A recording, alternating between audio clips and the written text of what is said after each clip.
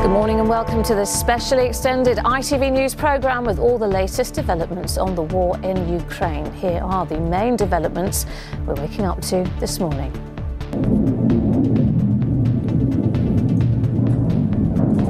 It's been another night of Russian bombardments here in the northern city of Chernehev, where fears of growing civilian casualties. We'll bring you updates throughout the morning from our teams on the ground in Ukraine. Tens of thousands of people across European cities packed the streets last night to hear President Zelensky warn, if we fall, you will fall, so don't be silent. Well, Zelensky also posted a video denying he had fled the country after false claims started circulating online. More than 1 million refugees have now left Ukraine for neighbouring countries, many with heartbreaking stories of who and what they had to leave behind. This is just families arriving in their cars with the offer of a room, willing to take refugees back to their homes and offer them shelter. In Russia, the Kremlin announces a crackdown on Facebook as the propaganda war intensifies there. And here, the government says it's tightening the screw on Russia's oligarchs and their millions of pounds in assets. Good morning and welcome to a special ITV News programme on the continuing war in Ukraine. Overnight, the country's president has condemned the West and NATO for refusing to introduce a no-fly zone above the country. Addressing crowds protesting in several cities across Europe, he warned that if Ukraine is allowed to fall, Europe would be next. Well, attacks on several Ukrainian cities have been continuing, with Russian forces using artillery and airstrikes. Today, the US Secretary of State Antony Blinken will travel to Poland, the latest stop on a trip aiming to shore up support for their NATO allies. And in the last few minutes, a Russian news agency has reported that a ceasefire has just come into force around the cities of Mariupol and Volnovakha as part of plans to create humanitarian corridors to allow civilians to leave. Well, this is the scene in Kiev this morning, which appears to have had a relatively quiet night, but tensions remain high and the streets eerily quiet. With the latest developments, Sergey reports. Day 10 and the battle for Ukraine rages on. In the city of Chernehev, north of the capital, Kiev, explosions overnight as Russia continues its assault.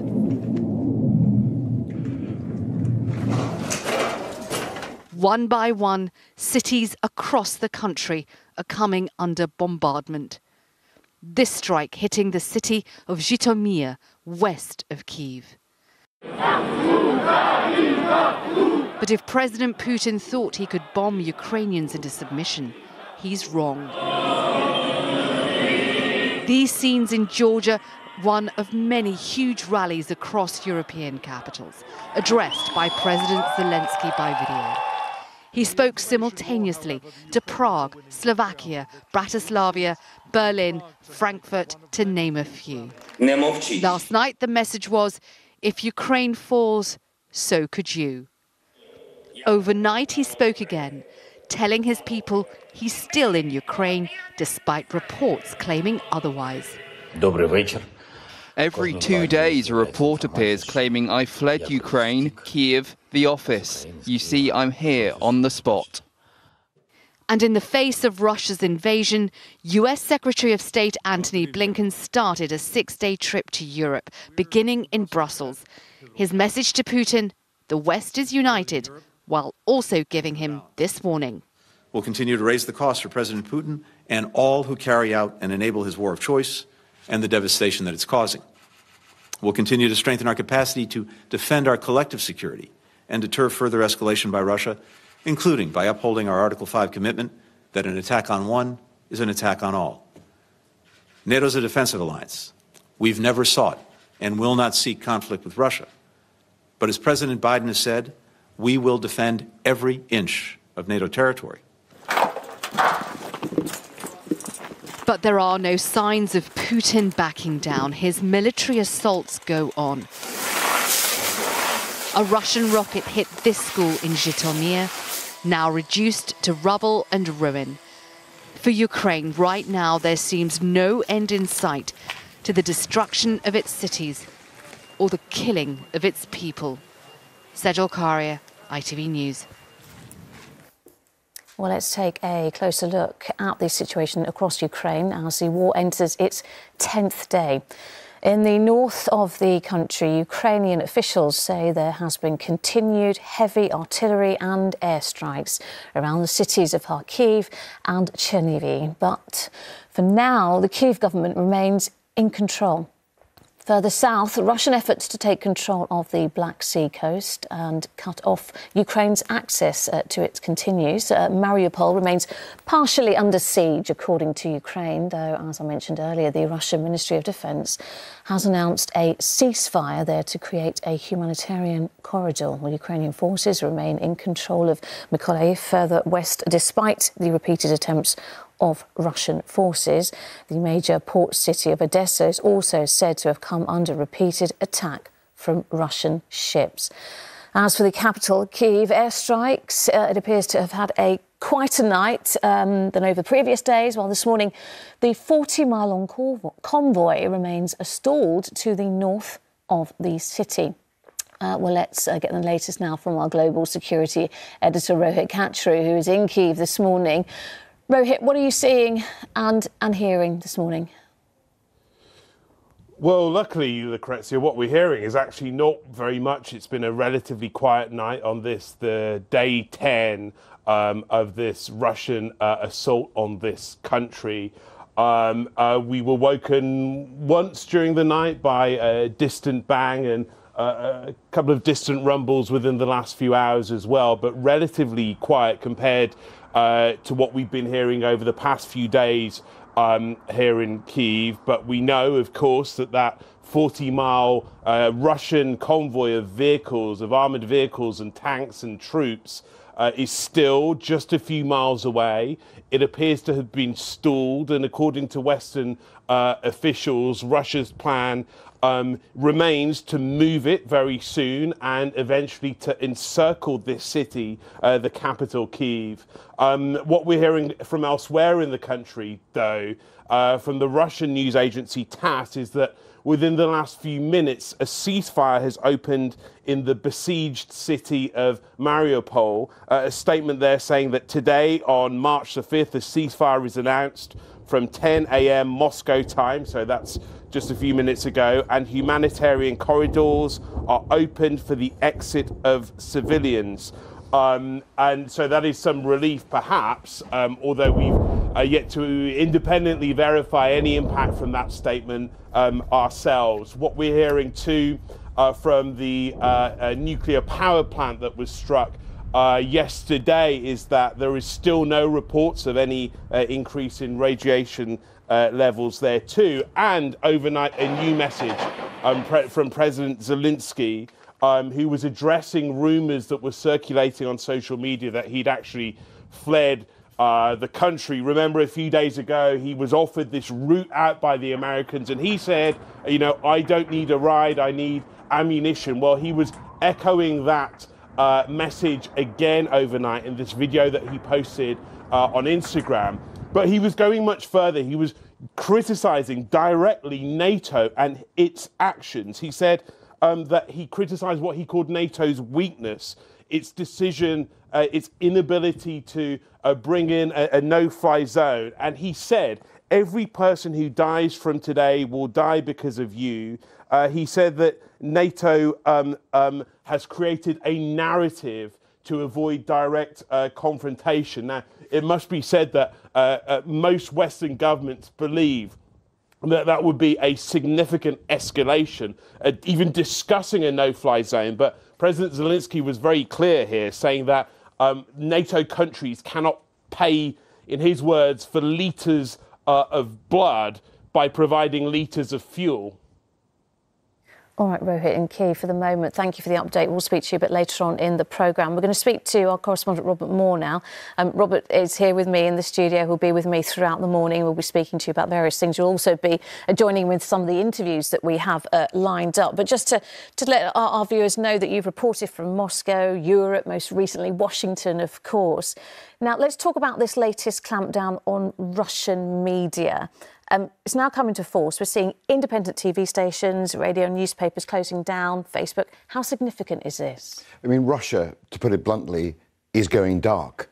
It's a remarkable thing to say, but these draconian new laws that are going in place across Russia, imposed by the Kremlin, essentially is punishing anybody who challenges President Putin's narrative, even his vocabulary about the war. As a consequence of that, the last vestiges of independent journalism are closing down. The iconic Moscow-based radio station Echo Moskvy has closed. So has the independent television station Dozhd. Liberal newspapers like Novaya Gazeta are being heavily censored now. Foreign journalists are being forced to basically shut up their bureaus and either leave or simply cease reporting. So during this programme, over the next 2 hours or so, some of our reporting about Russia will have to come from here. It tells you something pretty depressing, even distressing. You know, many of us were in Moscow during the early years after the Soviet Union, and we saw the sort of light that was suddenly being shone on Russia internally. And some of the bravest, the best, most investigative reporters are now having to leave the country, literally flee. And that is a sort of parallel tragedy, if you like. We've got the humanitarian disaster unfolding in Ukraine with terrible human suffering. And when we've got this sort of informational disaster playing out now within Russia. And information is power, isn't it? It really is, Robert. Are we doing enough to counter what Russia is doing? Well, you know, we are trying. But of course, you know, when we face draconian new laws which threaten reporters with many years behind bars for even using words like invasion or war, rather than the Kremlin's preferred term of special military operation, then clearly that is imposing, you know, a terrible restriction on journalists, and you know, combating that is going to be extremely challenging. So this is, you know, for Russians, I mean, this is really slamming the door, as one journalist put it, slamming the door on a free-flowing information, and freedom of expression is now under the gravest possible threat right across the Russian Federation. What does this tell us now about Russian tactics, the thinking in the Kremlin 10 days into this conflict now? I think that's the big story in a way. What it suggests is we have inside the Kremlin a paranoid leader, somebody who is deeply isolated, somebody who's trying to control the narrative that he understands is slipping from his grasp. So it does suggest that this war is now going to be conducted by someone who is isolated, who is paranoid, and who may have no sense of limits. I mean, we saw how President Putin conducted the second Chechen war. We saw how he conducted the air campaign in Aleppo, and therefore he has a track record of using absolutely brutal tactics, and the siege of Ukrainian cities can be expected now to last for many weeks, and the human cost is going to be something terrible to witness. Yes, indeed. Well, I mean, it doesn't bear thinking about, does it? And I want to talk to you about what you said about President Putin being somewhat isolated now. We heard from the Russian delegate speaking in New York at that UN Security Council meeting last night, or yesterday afternoon it was, and you know, again accusing media in the West of creating hysteria and propagating this myth that somehow Russia is doing wrong and they're not actually a peacekeeping force. I mean, it's quite astounding to hear a delegate speak like that at the UN.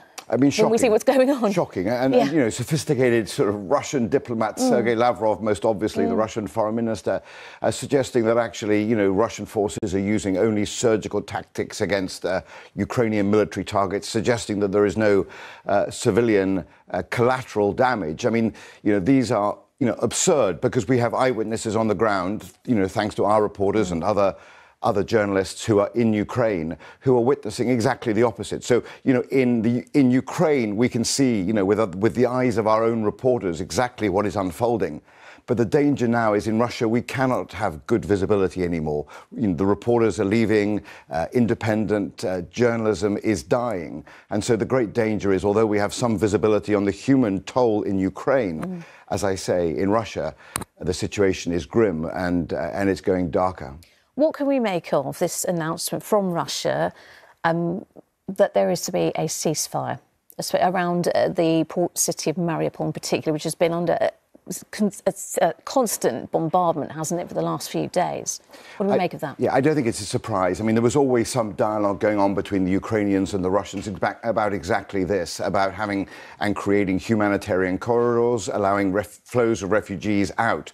And that serves, both sides, if you like. It obviously allows humanitarian relief to some cities because it allows refugees to flee, but it also allows Moscow to tighten its siege and to try and get civilians out of the way. The great fear is, as happened in Grozny in 1999 and 2000, that the civilians flee, and that then gives the artillery of Russian forces and the Air Force even more opportunity to simply demolish cities. So it is a tragedy that's unfolding. I was texting with somebody close to the Biden team yesterday, and he warned me that the situation in the coming week is going to get a lot worse.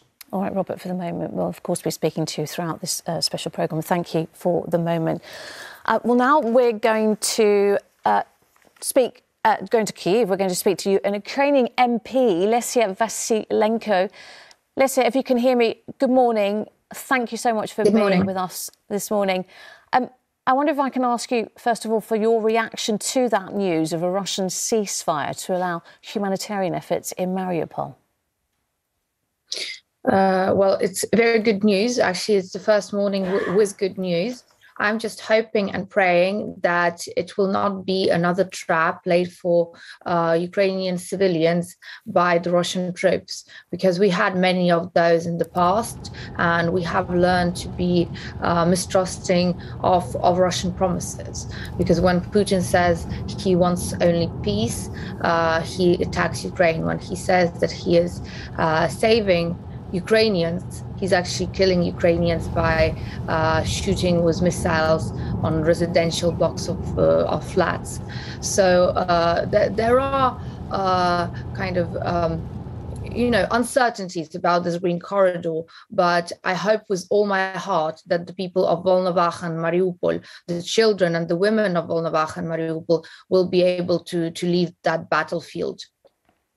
Lesia, talk us through about your situation where you are currently, and also you had to make that very difficult decision, didn't you, to send your children away to safety, but you're remaining where you are and you are determined to fight for Ukraine. That's absolutely correct. I think that all children and mothers who are taking care of their children and are the only caretakers of their children, they need to be out of the fighting zones, which are Kiev, Kharkiv, Kherson, and all the big cities around the east and northeast and south of Ukraine. And mothers and children need to get out west as soon as they can. The reason being that the battlefield is no longer safe for it never was safe for civilians.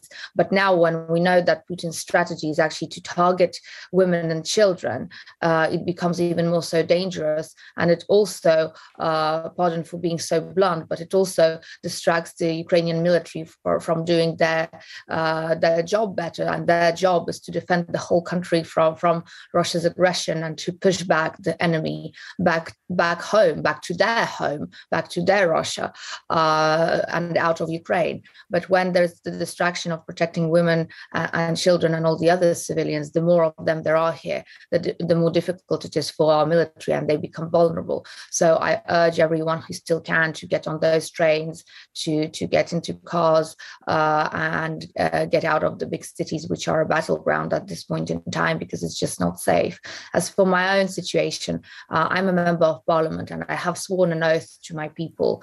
When I was elected in 2019, there was the aggression of the Russian Federation was ongoing, but it didn't escalate to the full scale of the war. But I was very aware aware that that could happen any moment. And I was very aware that if that should happen, then I'm staying with my people, because this is my responsibility to my people, and I would not have any other option. And I made that choice. I made that decision back in 2019, being completely aware of everything that could come, because even if I wasn't elected, even if I wasn't an MP, I would still stay with Ukraine and stand with the people of Ukraine, because this is a country where I was born, where I grew up, and this is a country I love and want my children to grow up in. So this is why I stay and I fight with the millions of Ukrainians who are doing the same. Lesia, you mentioned those millions of Ukrainians who are doing the same, and the resilience and the determination of Ukrainian people has been quite remarkable throughout this conflict so far. You talk about the fact that you are a member of parliament, you have a duty, you're a politician, but you are a mother. How difficult was it for you to make that decision to part with your children, and a decision that so many parents are having to make in Ukraine right now? That decision was extremely painful. That day, I will remember forever. It's like giving the most precious part of you away and out, and knowing that it's for the better. But at the same time, a part of you just cries and sobs hysterically, because you do not know when you will be seeing them again. So although I told my children that, look, I'm staying here for work, it's just going to be for a little while and then we'll be reunited. But really, like, every time they ask me, when are you back? Well, when is your business trip over, mommy? I have nothing to answer them, because before I used to travel a lot for work. I used to do a lot of parliamentary diplomacy, and I would always have a set date when I come back and a set hour when the plane would land in Kiev. Now this is information which I do not have, and this is something that I cannot tell them. And I think this is just killing me, and this is just killing them on a whole different level. But it's something that we have to go through, as do millions of Ukrainian families. The sights that you see around the cities and around also border cities in Ukraine, they are heartbreaking. You see fathers hugging their sons and taking off these, like crosses, these like little chains that they wear with them, and they put them around their necks, and they cry because they understand that they are going off to war now, and it's not even certain whether they will see their kids again. You see families sending their children completely on their own on these buses outside of the cities which are being bombed and shelled and basically razed to the ground by the Russian armies. And you see these families just sending their kids out there into the unknown, just hoping for the best, that they will survive. And this is heartbreaking. It's a pain that my country will carry for centuries, through generations and generations. But I hope that this is also the pain which will be the driving force behind the rebuilding of a stronger Ukraine, a Ukraine which will be fruitful, which will be a country where a future will be possible for any child who had to leave now. Lesia, thank you for the heartbreak you describe as something very, very difficult at the moment for us here to compute. I think my colleague Robert, our correspondent in the studio here, would like to ask you a question. Indeed. I mean, that's such a moving story about your decision-making as a mother. But as an MP, I wonder what you feel about whether the West is doing enough. We've heard from President Zelensky suggesting that that the West has blood on its hands for not imposing a no-fly zone. Do you share that view, or do you feel that like the flow of Western weapons to your military is compensation enough? I wonder how you feel the West is responding in these critical days. Look, I think the West should take off the rose-colored glasses and realize that we're all on the same boat. We're all in World War III, because Russia has declared war not just on Ukraine, but on the whole world, on the partners of democracy. And I hope still that the UK, the US, Canada, all those NATO countries essentially, and EU countries as well, that all of them are still partners of democracy. And if that is so, then they simply do not have the right to stand by and watch how Ukraine is getting thrashed by Russia's missiles, bombs, prohibited weapons they are using on Ukrainian civilians, and how they are destroying city by city in an attempt to erase the country as an independent state from the face of the earth. What NATO has done yesterday by saying they are too scared to introduce a no-fly zone, not to irritate Putin, NATO has put under question the very concept of sovereign states and independence. Basically, it means nothing now in the world, because the risk they are afraid to take is a minor risk. I doubt very much having all the intelligence, and I know this intelligence is available in the UK and the US plenty, that Russia has no resources to attack, especially by airstrikes, none of the NATO countries.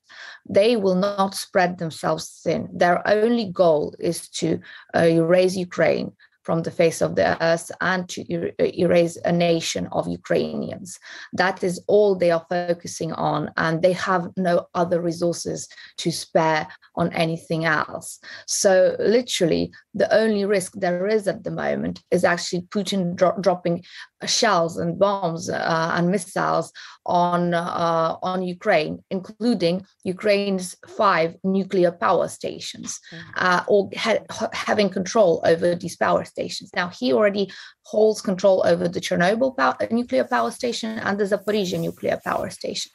What that essentially means that Putin doesn't even have to press the red button of which everyone is so scared of. Putin can just cause havoc and put an order to press a couple of buttons on these nuclear power stations, which he has control over. And then the world is facing a nuclear tragedy, a nuclear catastrophe, and that is it. And by failing to act now and having a no-fly zone over Ukraine, what the NATO countries did, what the UK government did and the US government did, they put in danger whole nations of the British people, nations of the American people, of the Canadian people, because they put them under threat of nuclear, not war, but under the threat of nuclear disaster waiting to happen at any point when Putin's bomb can hit one of those stations, or when Putin's soldiers can hold control over one of those nuclear power stations. So be mindful of that. And this is a call and an appeal to all the people who are watching this now to demand from the government of a no-fly zone over Ukraine.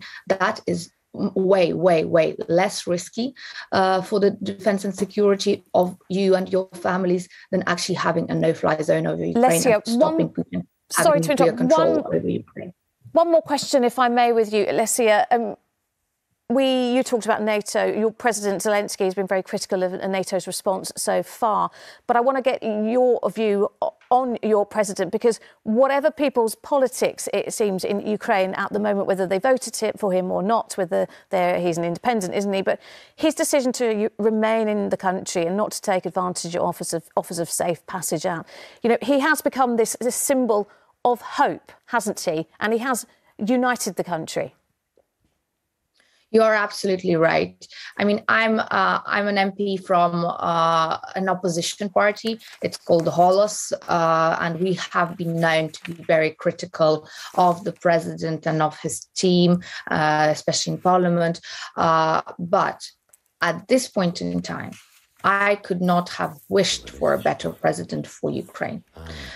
Zelensky just showed himself from a whole different side. He is the leader that Ukraine really needs. I mean, in less than 7 days, he had more than 3 assassination attacks on him. He dodged every one of them. So he's just doing his job very brilliantly. And he's all this time, he has been staying in Kiev. He has been staying put. He has been staying with his people, with his army. And he's just been such an inspiration. His words speak all the emotion that Ukrainians all across Ukraine, from east to west, from north to south, have accumulated. And he just puts it out there, providing great comfort and support to every single person in Ukraine. All right. Lesia Vasylenko in Kiev, thank you so much for talking to us this morning. And we wish you all the best, really, and please stay safe. Thank you very much.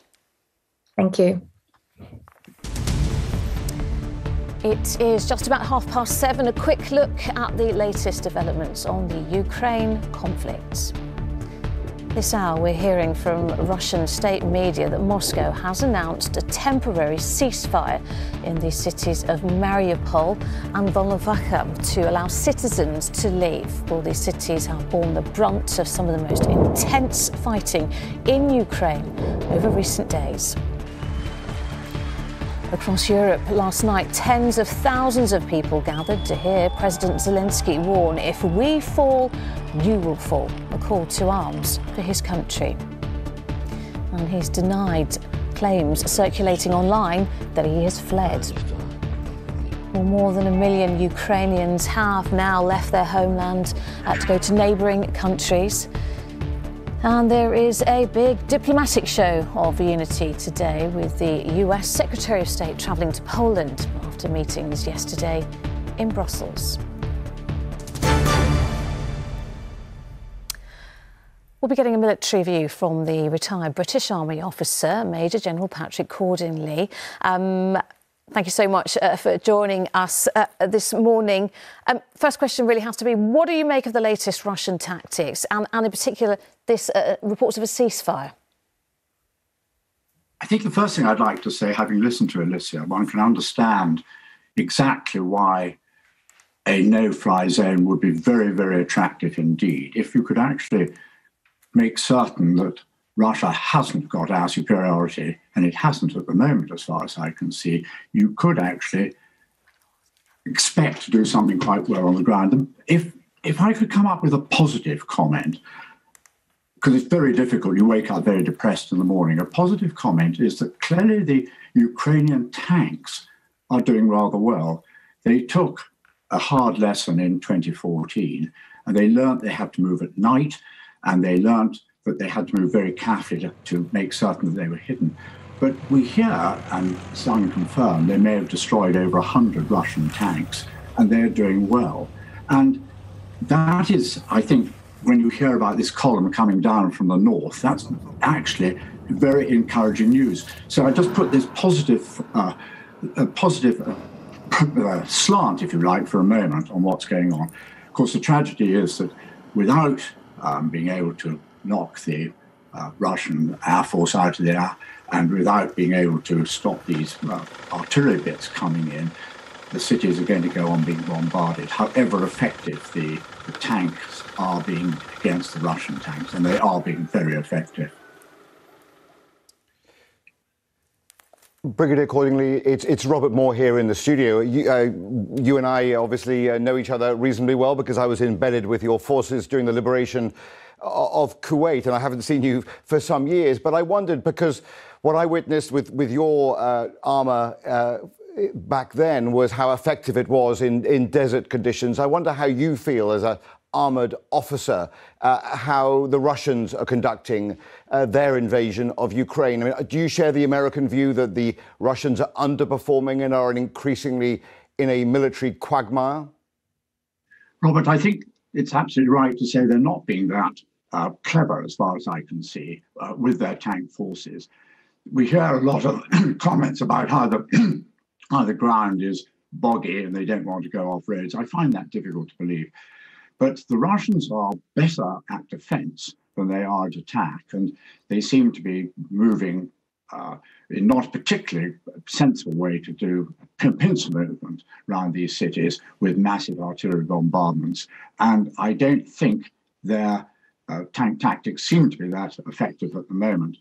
The other thing I would like to say is that, having been in a tank myself under these sort of circumstances, they must be getting incredibly tired, both sides for that matter. The three-man crew, they're living by their tanks and trying to sleep in their tanks. And particularly, actually, I feel really sorry for the Ukrainians if they are moving at night, which I suspect they certainly are. They will be getting very tired indeed. But let's look at the Russian ones getting tired.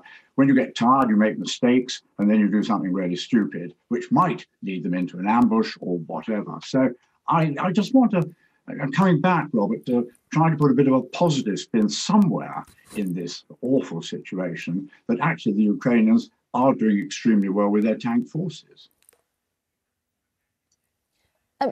Brigadier Cornelly, we see the pictures now coming out from Ukraine, and it was a relatively quiet night for a lot of the country. But is this really just the quiet before the storm? Well, sadly, I suspect it probably is, because clearly if they're absolutely determined to lay waste to these cities, of course, the problem is once you start fighting in cities and you're not in the least bit interested in the Geneva Convention, Russia has signed the Geneva Convention, you then, if there's insurgents, if people are fighting with rifles from rooftops and the like, you then just go ahead and destroy the city. And that is incredibly depressing. What one would rather hope in a humanitarian world that people actually would leave the Geneva Convention, would make certain that they didn't bomb hospitals, schools, churches and the like. But I'm afraid we're dealing with a country that actually has no respect for the Geneva Convention at all. So however well and however positive I am about the Ukrainian army, and particularly their tanks, I suspect the next phase is deeply worrying. And if the insurgency, which clearly is going to happen, is going to go on, then these cities are going to take a hell of a bad pounding. OK, Major General Patrick Cordingley, thank you very much for the moment. Thank you. Let's get the view from Westminster Now. Our political editor, Anushka Astana, is in Downing Street for us this morning. Anushka, the government say they'll soon be able to act much quicker to sanction Russian oligarchs. Yeah, there's been this deep frustration, including inside government, that we've been really tough sanctioning businesses and banks, over 200 in total, but that we haven't been able to go that quickly when it comes to individual oligarchs. We've sanctioned 15 so far, while the EU and US have done considerably more. So, for example, this week we got 2 more names for the list. Billionaires Alisher Usmanov, who owns a yacht that is worth $600 million, and Igor Shovalov, who actually owns 2 flats just here in Whitehall worth over £11 million. But another billionaire, Igor Sechin, the former deputy prime minister, who's CEO of Russian state oil company Rosneft, hasn't been sanctioned here, but has in the EU and in the US. And in fact, in France, his super yacht has been taken. It has been seized. They found it near Marseille, undercover. It was going through repairs. A yacht that has a swimming pool, a helipad, a crew of 28, and was bought for something like $120 million. France has actually set up a task force to try and find the assets of these billionaires, because you can seize those assets, but only if you know where they are. Now, the government has been frustrated. There appear to be higher legal hurdles here in the UK. And so on Monday, we're going to get new legislation. It's called the Economic Crime Bill. They're going to rush it through Parliament so it becomes law on March the 15th. And on Friday, yesterday, there was one amendment that they laid down, the same as the Labour one that had gone down earlier, which is going to mean that when the US or Canada or Australia or the EU places someone on a sanction list, we can immediately do the same here for 56 days while we then jump those legal hurdles. I understand that bill is also going to reduce those legal hurdles to make it easier to go more quickly in this country. Just one fact that I want to tell you that I heard that is extraordinary. 500 individuals from Russia own more wealth than 99.8% of the entire population.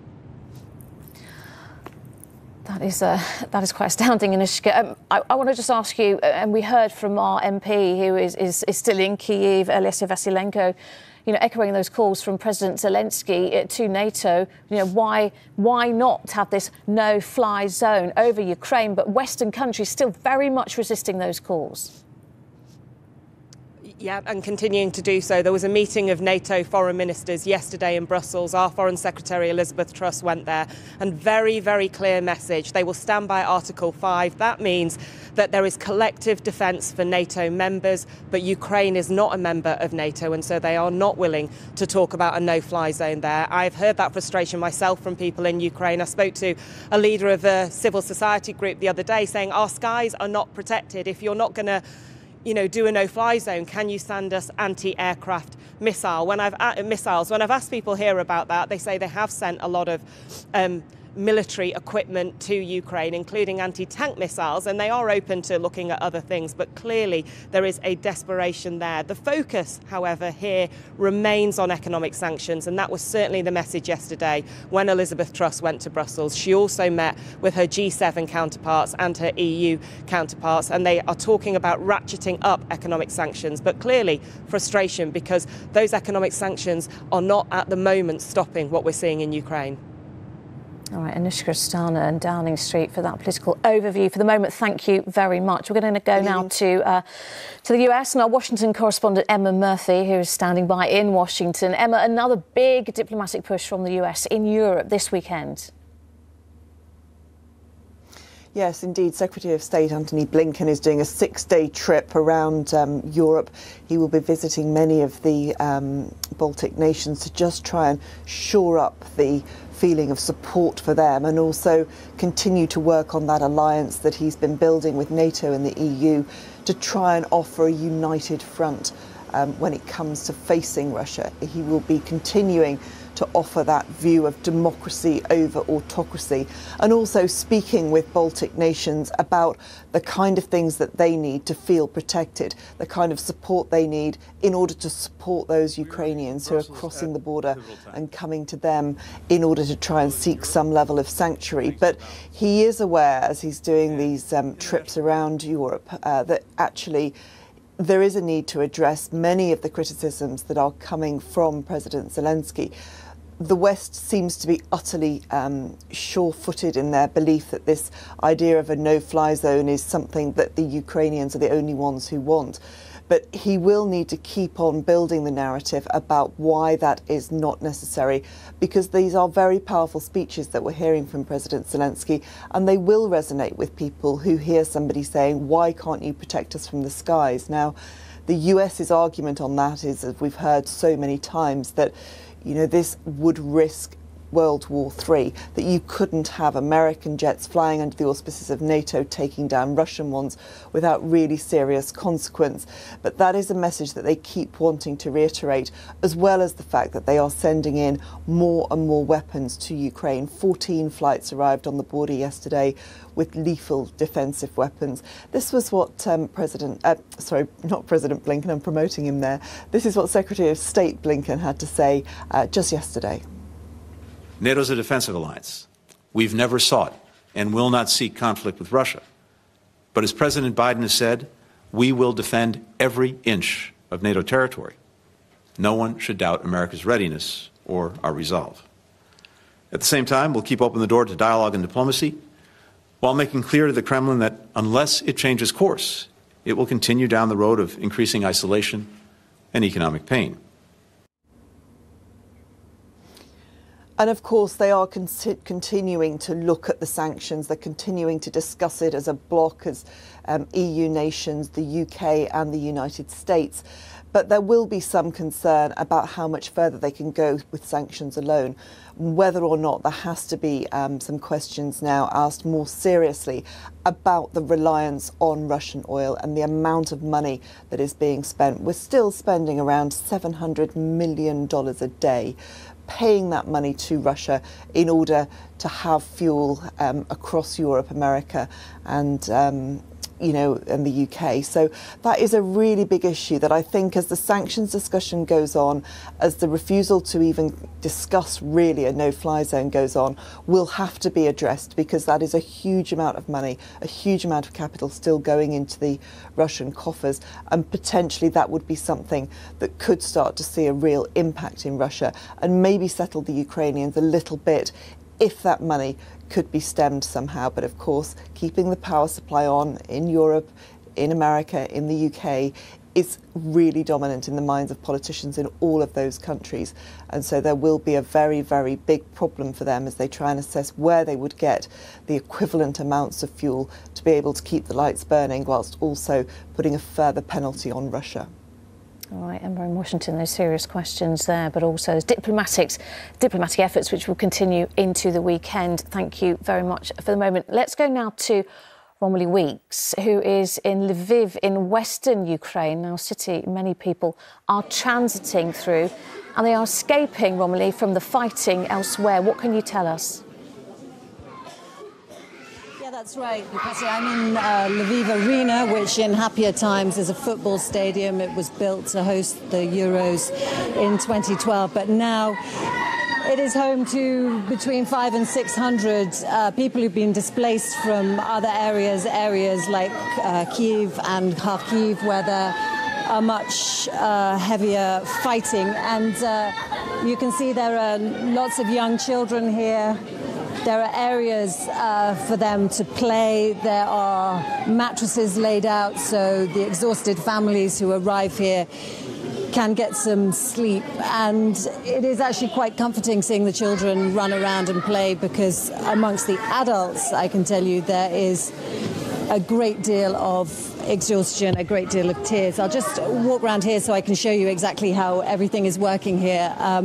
This area, this centre is being staffed entirely by volunteers, people who've given up their jobs in order to help out in the war effort. On my way in, I met a man called Andrei, who's an artist, who's signed up actually to join the Ukrainian army, but he's been told for the moment he's 59, so he's quite old, so he's being held in reserve, so he's now working here to help.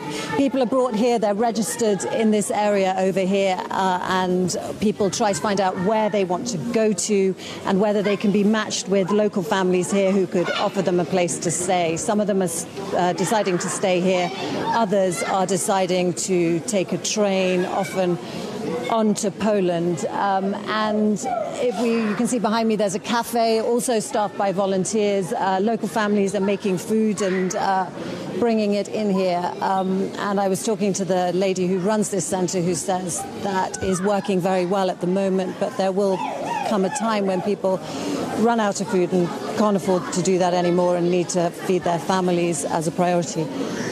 I just want to tell you some of the stories that we've been hearing here. I've been talking to a grandmother over here, Yana, who has arrived from Kharkiv with her 2 grandchildren, travelling overnight. She told me they decided to leave because houses all around them were being shelled. She described it as completely indiscriminate shelling, that her grandchildren are totally traumatized. They've had to leave their parents behind, but they have at least arrived here to safety in Lviv. And I want to come over here and talk to Yulia, who has left her family behind and is trying to travel on to Poland.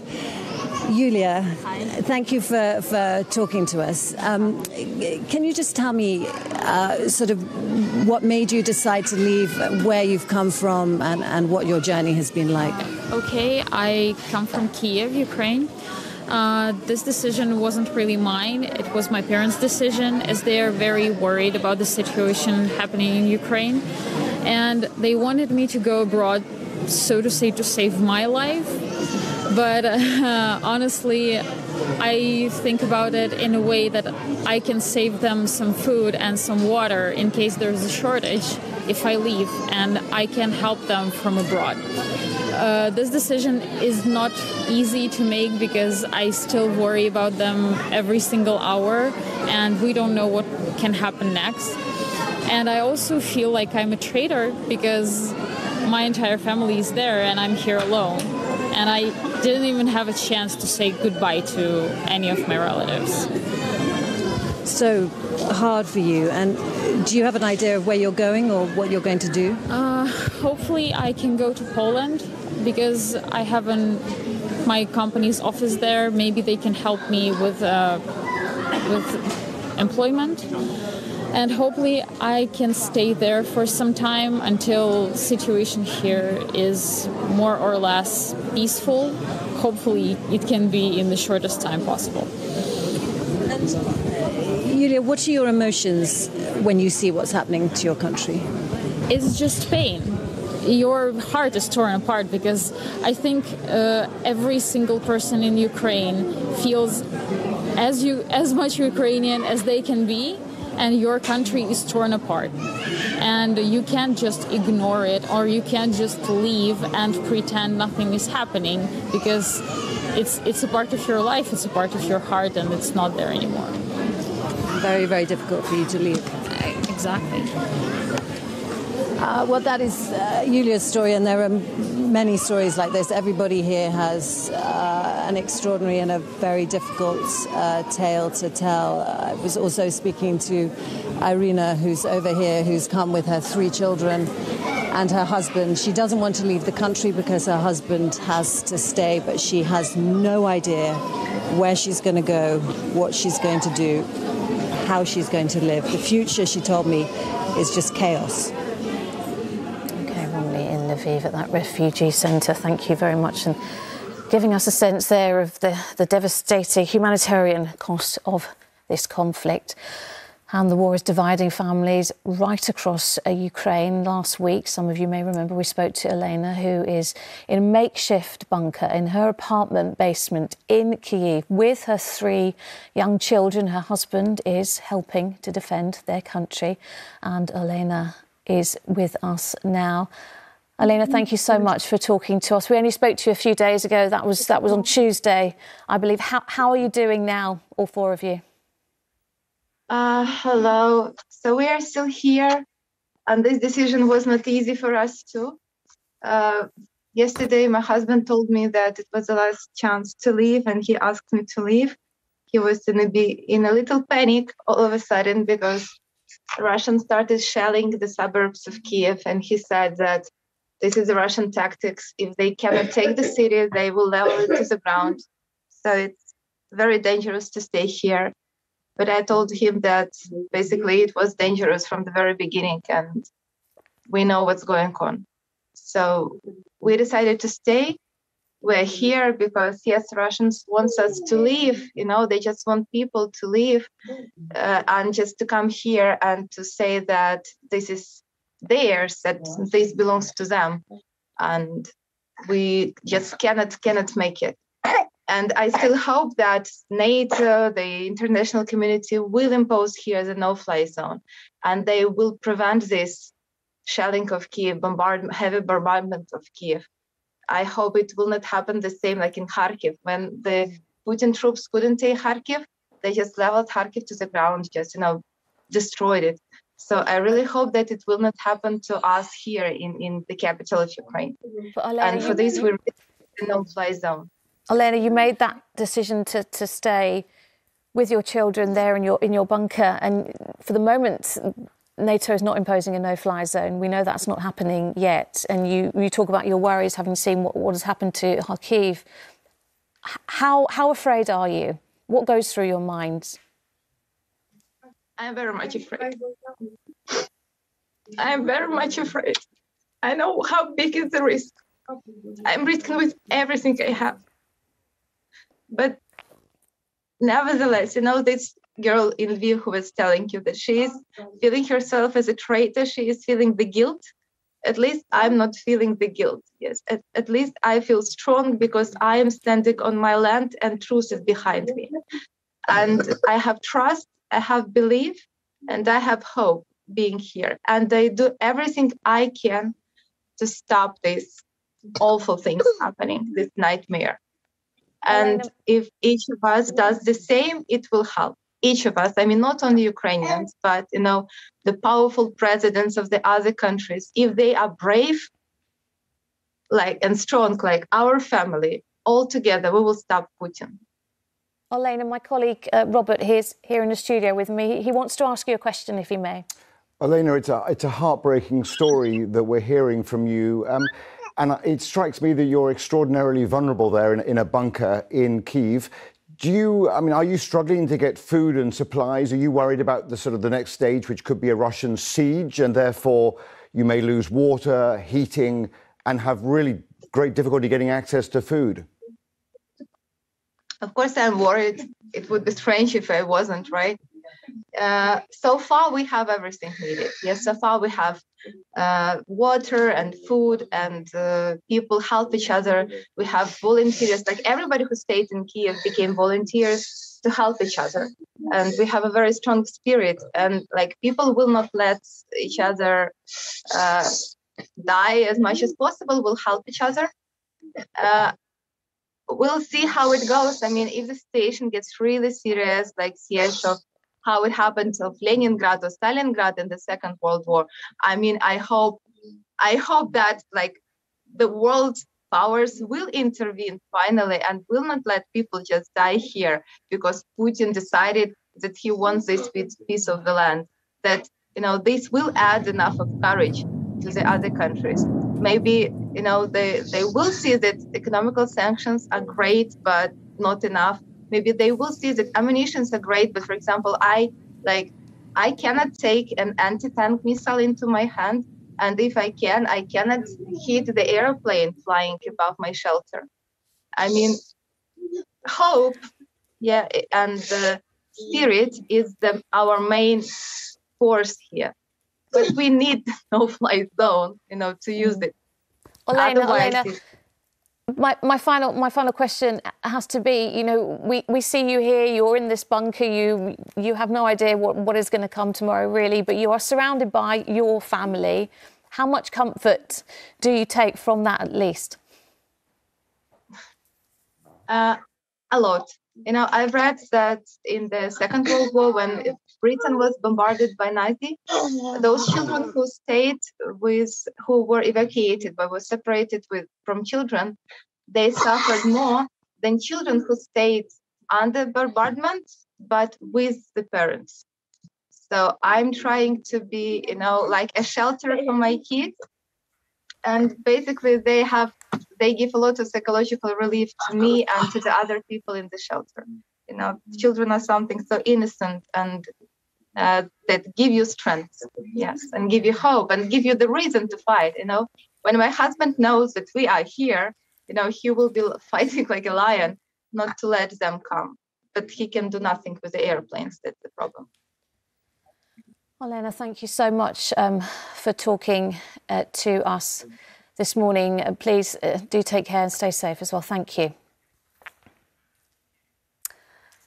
Now, there are many people in the UK and, of course, around the world watching events in Ukraine with concern for loved ones there. One of those watching from afar is Roshdi, a doctor from Bristol with family in the city of Lviv. Our correspondent Rupert Evelyn has been speaking to him. Every word, every call, every update, everything has meaning when communicating with family in Ukraine. They try to reassure me. They try, try to say, yeah, we're okay, we're okay. But I know they aren't. I know they are not okay. And I'm really worried that I will never see them again.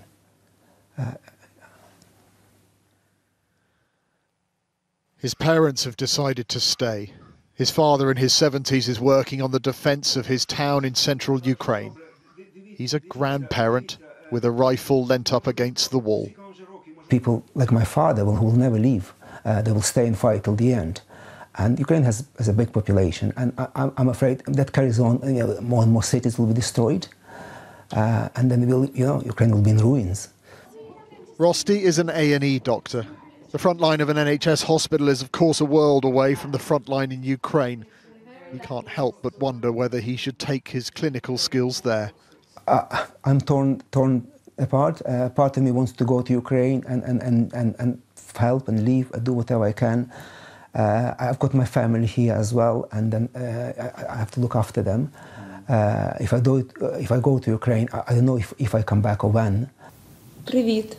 Алло, так, Наташа, як ти? His sister Natasha is fleeing the country with her children and hoping to cross the border soon. It's been a frightening journey into the unknown.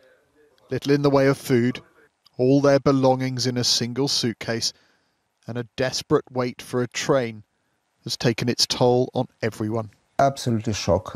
Basically, she said this was the hardest journey into her entire life. So for 2 days, they haven't slept and eaten. And it's a nightmare. And she's really, really worried about going to Poland because she can't speak the language. She doesn't know anyone there. She's worried about her children. Will they have food? Will they have clothes to wear? Doing what he can from afar, Rosti is extremely anxious, both for the now and what may be a very bleak future. All I think about is Ukraine. I check the news every 5 minutes, basically, on the phone, on the computer. I wake up in the middle of the night to check the news to see what's going on. Call my parents, my sister. multiple times a day, more than 20, I would say.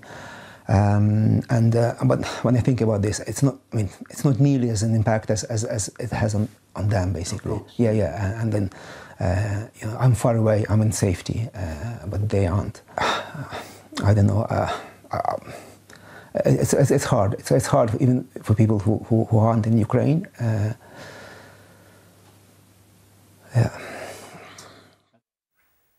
Rossi, who is a doctor in Bristol with family in Lviv, speaking to our correspondent Rupert Evelyn.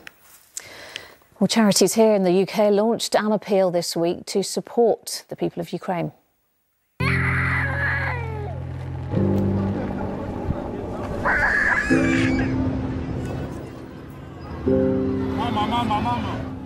In an instant, 1 million people in Ukraine have been forced to flee, fearing for their lives. The appeal has already raised more than £55 million with donations from hundreds of thousands of people and gifts from the Queen, Prince Charles and other members of the royal family. A bit later on in this special programme, I'll be speaking to Dom Jolly, who is an ambassador for Save the Children and visited Ukraine in 2018.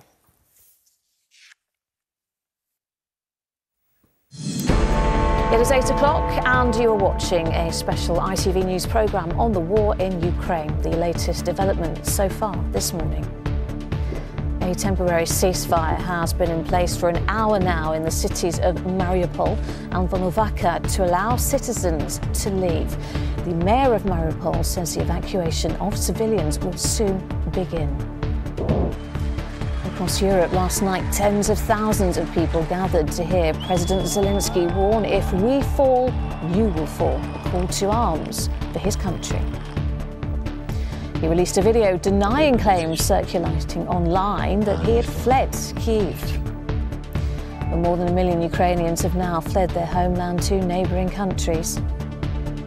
Now there is a huge diplomatic show of unity today, with the US Secretary of State travelling to Poland after meetings in Brussels yesterday.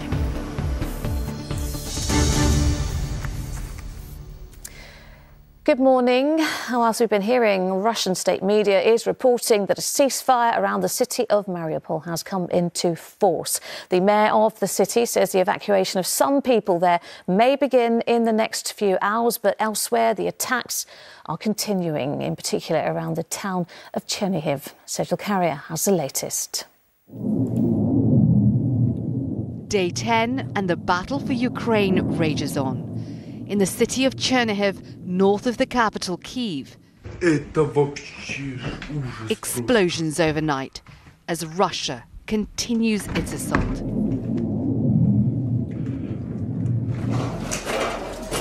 One by one, cities across the country are coming under bombardment. This strike hitting the city of Zhytomyr, west of Kiev. But for the people of Mariupol in the south, desperate to flee the bombs, this morning Russia says there is a temporary ceasefire in place and the opening of humanitarian corridors. The besieged city has seen days of intense shelling. Another has been announced for Volnovakha, which has also endured heavy clashes. But war rages on elsewhere in the country, and if President Putin thought he could bomb Ukrainians into submission, he's wrong. These scenes in Georgia, one of many huge rallies across European capitals, addressed by President Zelensky by video. He spoke simultaneously to Prague, Slovakia, Bratislava, Berlin, Frankfurt, to name a few. Last night the message was, "If Ukraine falls, so could you." Overnight he spoke again, telling his people he's still in Ukraine, despite reports claiming otherwise. Every 2 days, a report appears claiming I fled Ukraine, Kiev, the office. You see, I'm here on the spot. And in the face of Russia's invasion, US Secretary of State Antony Blinken started a 6-day trip to Europe, beginning in Brussels. His message to Putin, the West is united, while also giving him this warning. We'll continue to raise the cost for President Putin and all who carry out and enable his war of choice and the devastation that it's causing. We'll continue to strengthen our capacity to defend our collective security and deter further escalation by Russia, including by upholding our Article 5 commitment that an attack on one is an attack on all. NATO is a defensive alliance. We've never sought and will not seek conflict with Russia. But as President Biden has said, we will defend every inch of NATO territory. But there are no signs of Putin backing down. His military assaults go on. A Russian rocket hit this school in Zhytomyr, now reduced to rubble and ruin. For Ukraine, right now, there seems no end in sight to the destruction of its cities or the killing of its people.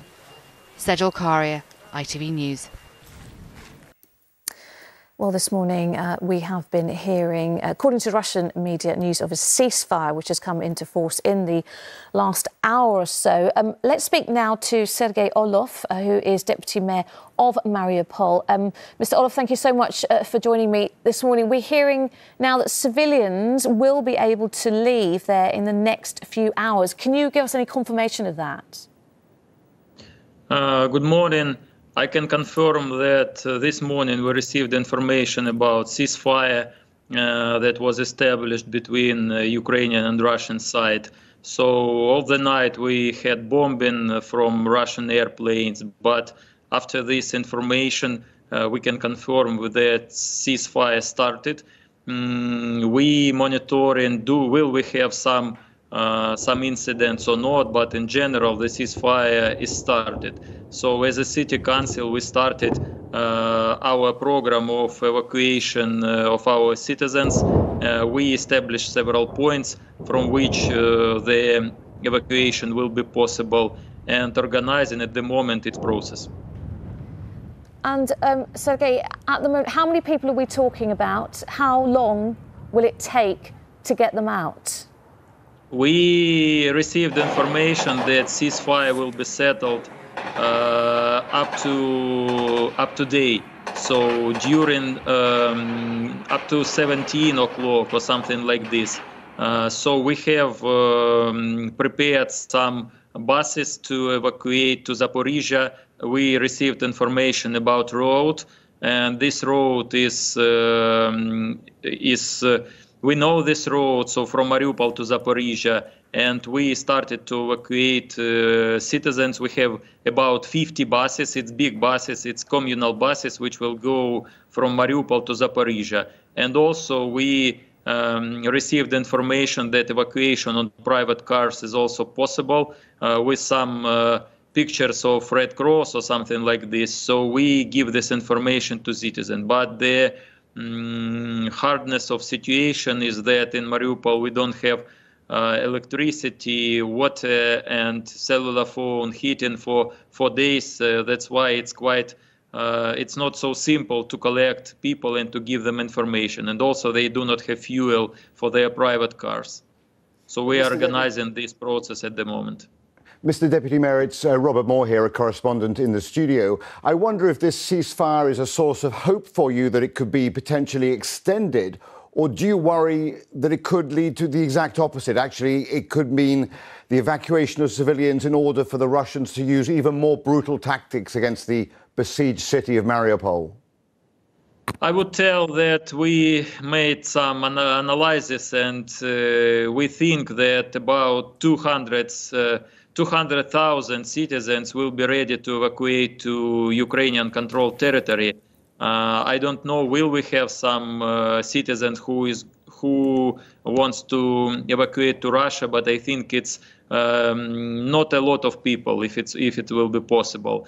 That's why our aim is to settle several evacuation corridors, and I hope that with this day we will be the first. So if we have 50 buses by 100 people, so we are ready to evacuate about 5,000 to 6,000 citizens this day to Zaporizhia, and also some private cars. I think anyway a lot of them will go to Zaporizhia. So it's our aim and target for today. But my question is, without civilians in the town, do you feel that the Russians will then begin a sustained bombardment, that your city faces destruction? Sure, I'm absolutely sure in this. I'm sure that awful bombarding using tactical missiles or multiple launch rocket system ulteriorly will continue, I'm sure. Or with citizens they did it, and without citizens they will do it. That's why it's absolutely true. Do you also share the view that a no-fly zone is something that the West should impose? Is that something that you locally in Mariupol are also desperately calling for, a no-fly zone?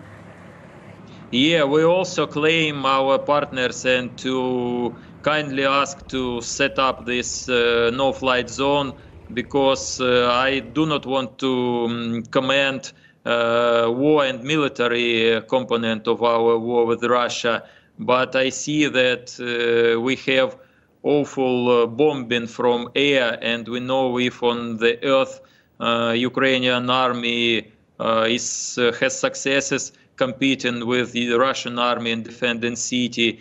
On air they have big advantages, and it's critically important to set up a no-flight zone over the Ukraine, or at least give Ukrainian army anti-rocket, anti-airplane weapons. So it's critically important.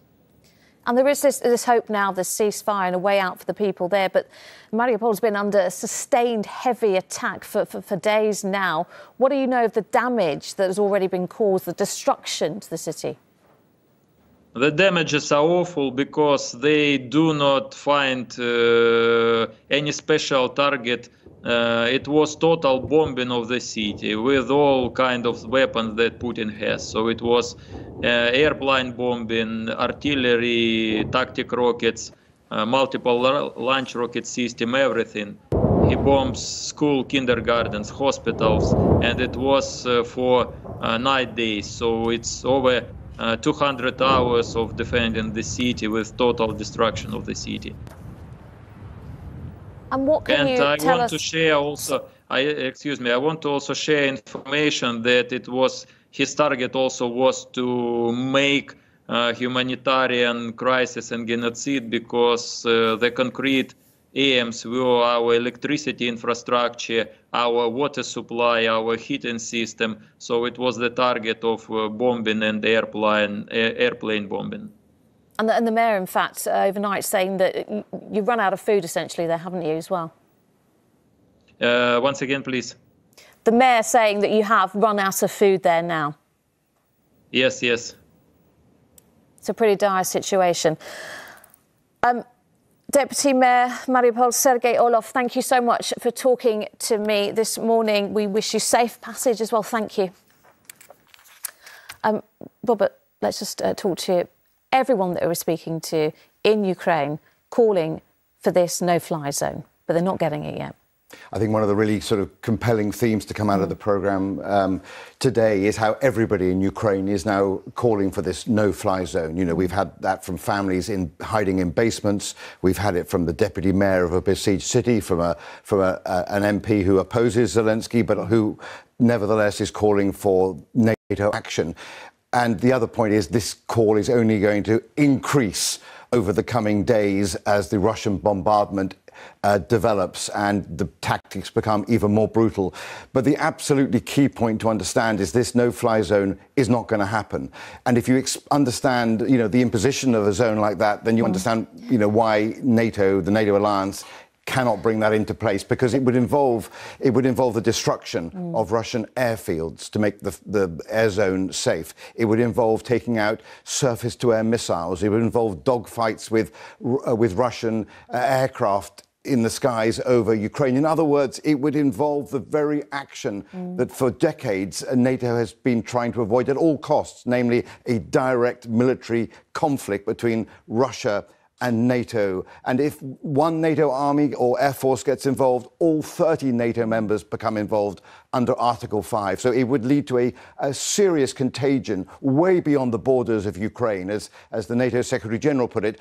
imposing a no-fly zone is the beginning of a Europe-wide war. So you can understand, despite those heartfelt pleas on the ground for a no-fly zone, the NATO alliance, the Western alliance, is unlikely to go that far. That would be an extraordinary step and a very dangerous one. It seems to just be, we're in an impossible position at the moment when you take all those factors into account. There is an incredible concern, of course, that this will escalate when we see nuclear weapons. We have seen attacks on nuclear plants. Now, some are saying this amounts to pretty much the same thing. If that attack on Europe's largest nuclear power plant hadn't ended the way it did, we could be in a very different position right now.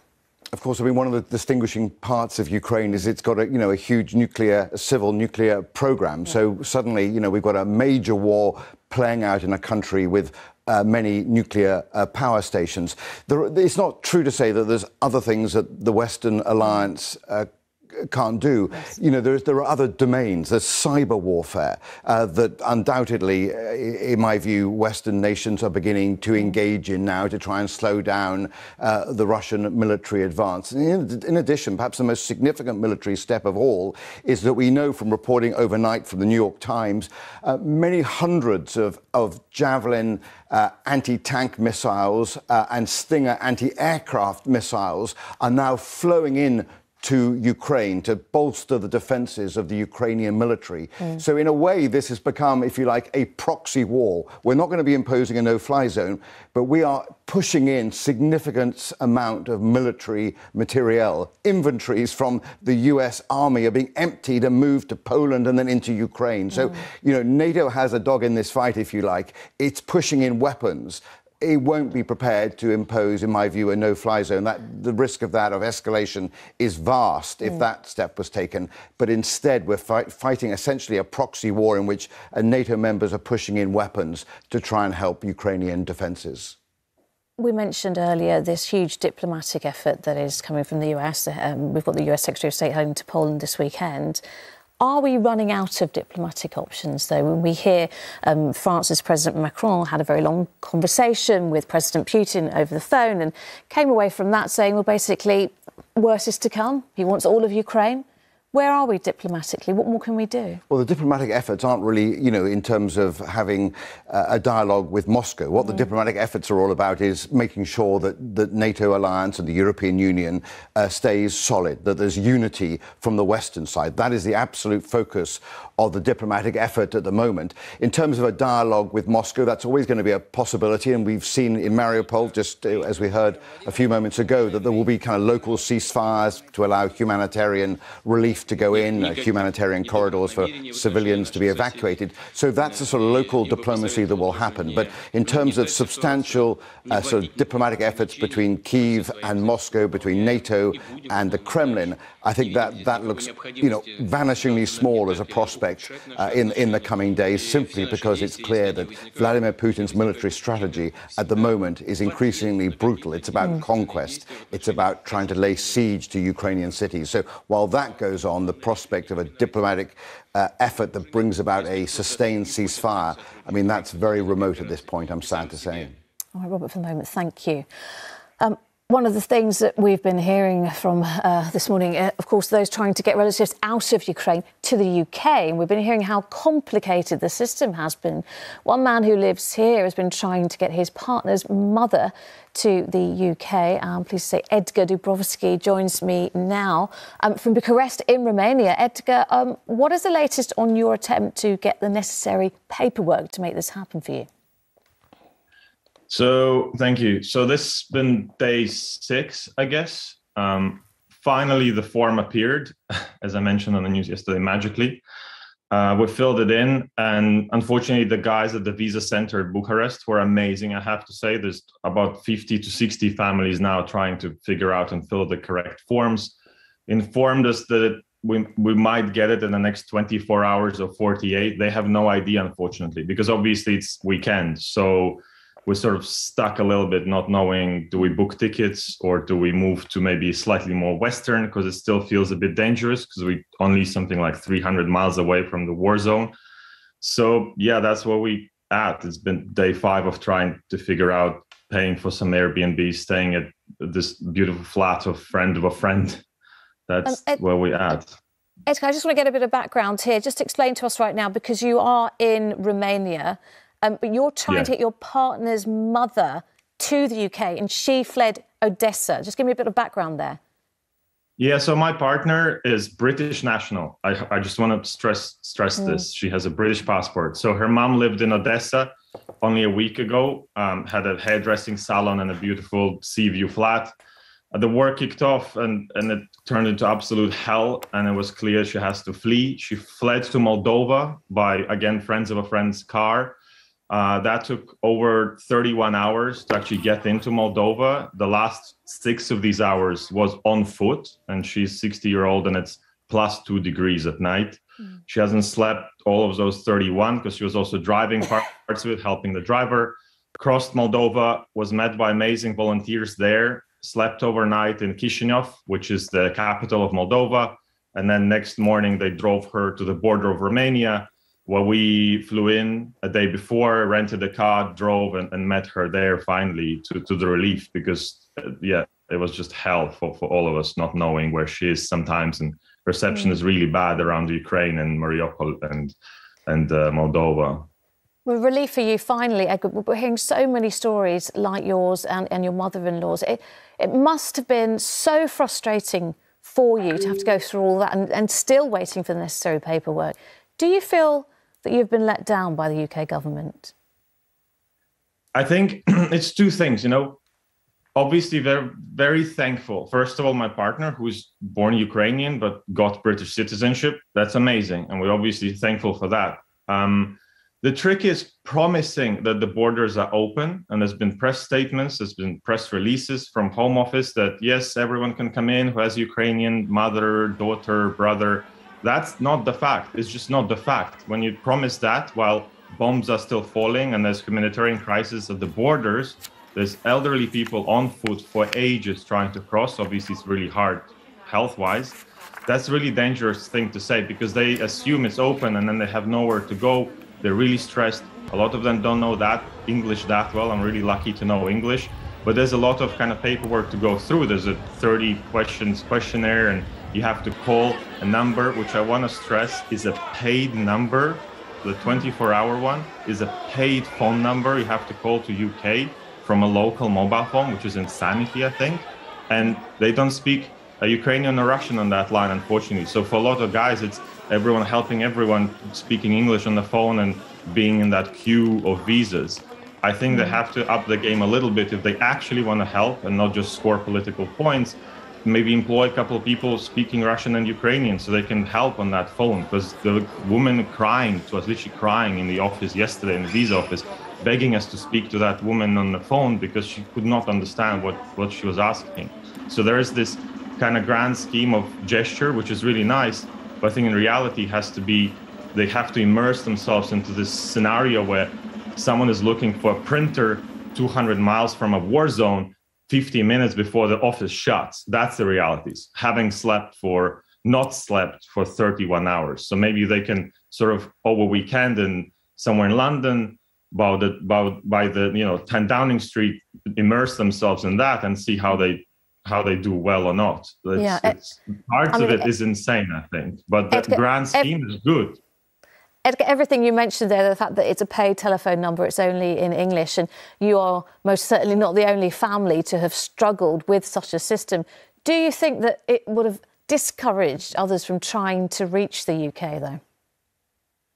I know for a fact it has already, and that's where the danger part starts. So we had family friends who have similar link to ours. I think her sister is in UK. And because they knew our story, that we still can't apply, and they had nowhere to stay in a neighboring country to theirs, because Poland is doing really hard to get people in, but they're also struggling on the border. So they wanted to leave sort of a day or two ahead of being able to fly to London, because they were really afraid they had nowhere to sleep because I have an elderly mother. And even though we tried to explain, no, someone will meet you. I'm sure someone will meet you there. They were just afraid to do it. So they kept staying longer and longer because UK wouldn't open that form, that border, having announced they have. So it just added to immense stress of being constantly bombed.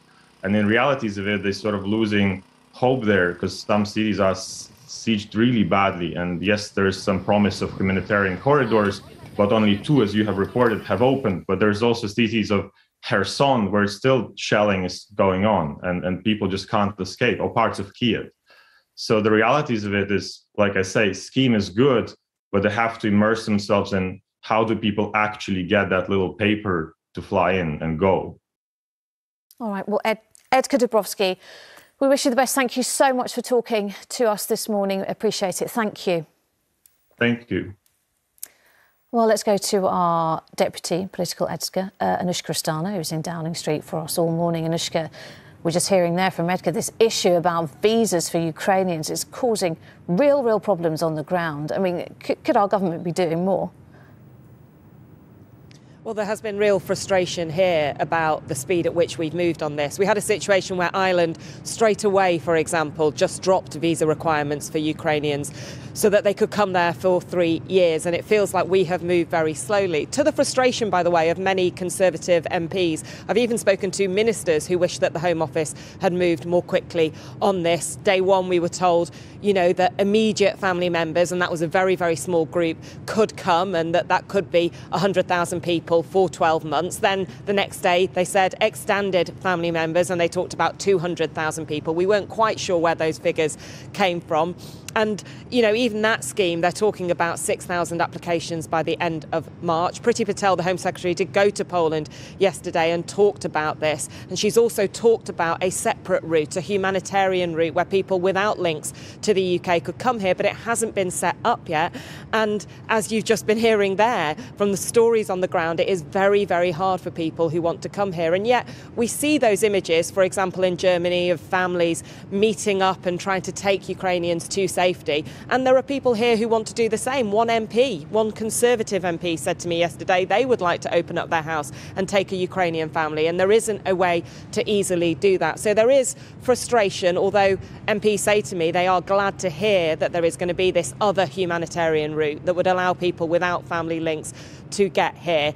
Beyond that, when you speak to Ukrainians, and I've done that quite a lot here because there have been protests right here by Parliament, they do say ultimately, yes, they want to see more action on this. They want to see a way that people can get here, but many of their relatives want to stay there as well and to either fight or be close to home.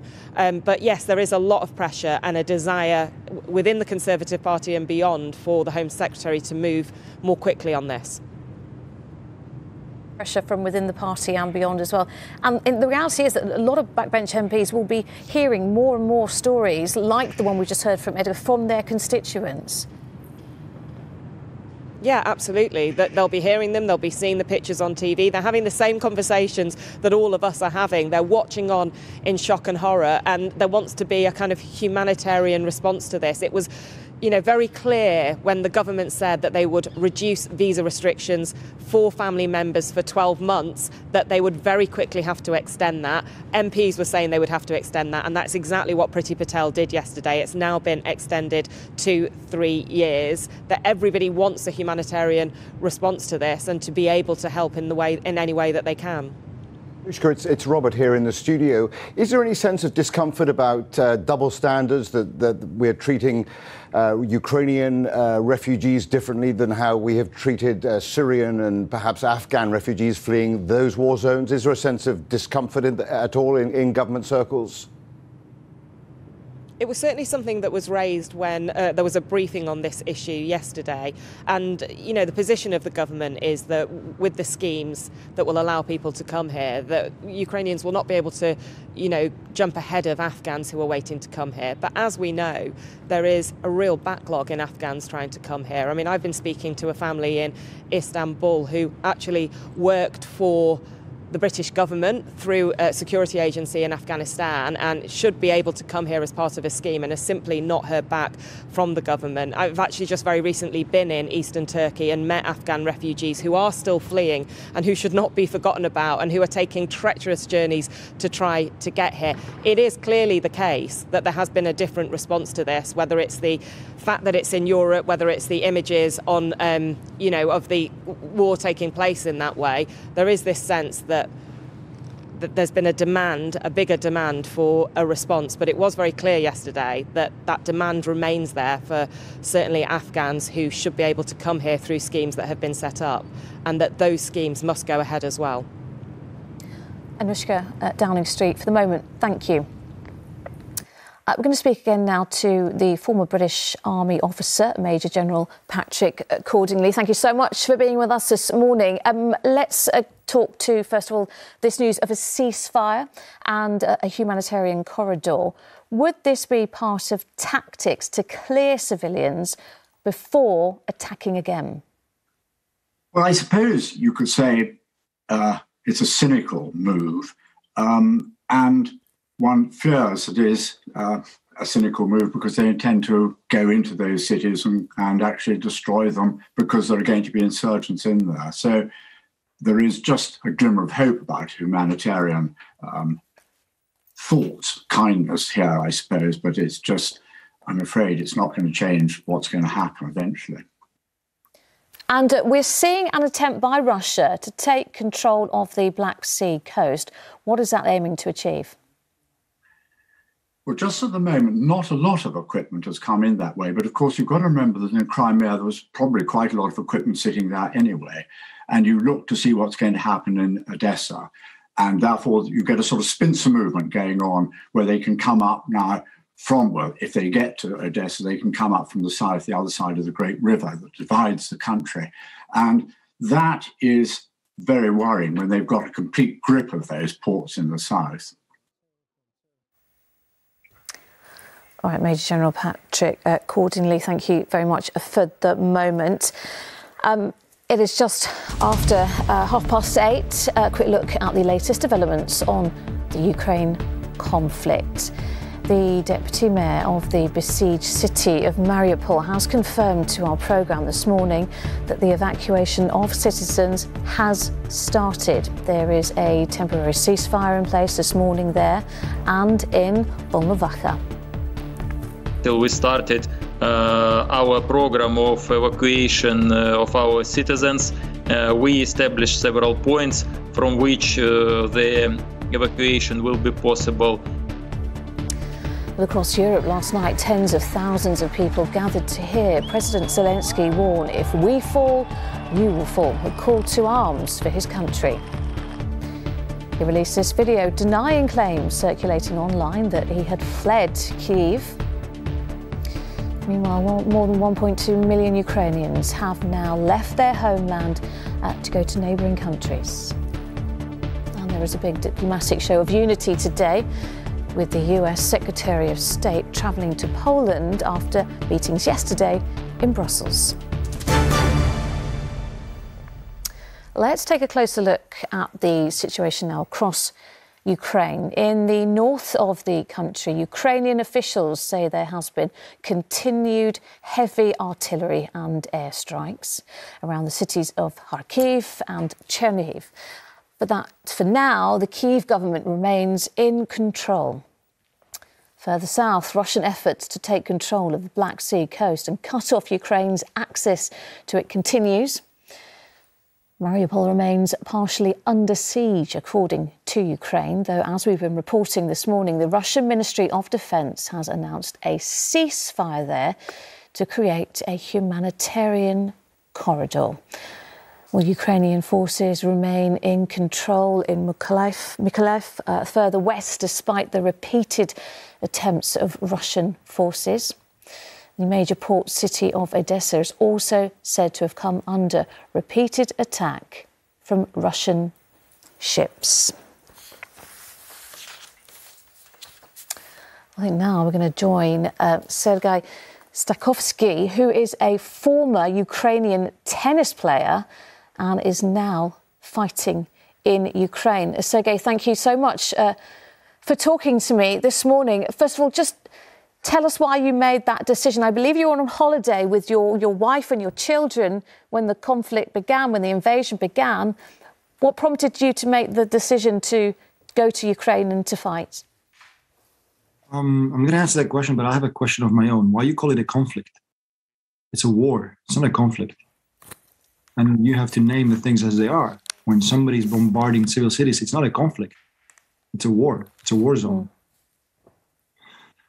I took my decision because I understand that the circumstances are that if Ukraine will fall, I'll have no history to tell to my kids, and I'll have no country that I came from, because that's eventually the goal of Putin, is to erase Ukraine from the books of history. That's what he's been saying all the time, that Ukraine never existed, that Ukraine was created by Lenin during the Soviet era. So it's a choice which I'm not saying it's a right choice I made. I have 3 kids and a wife, and I shouldn't be here.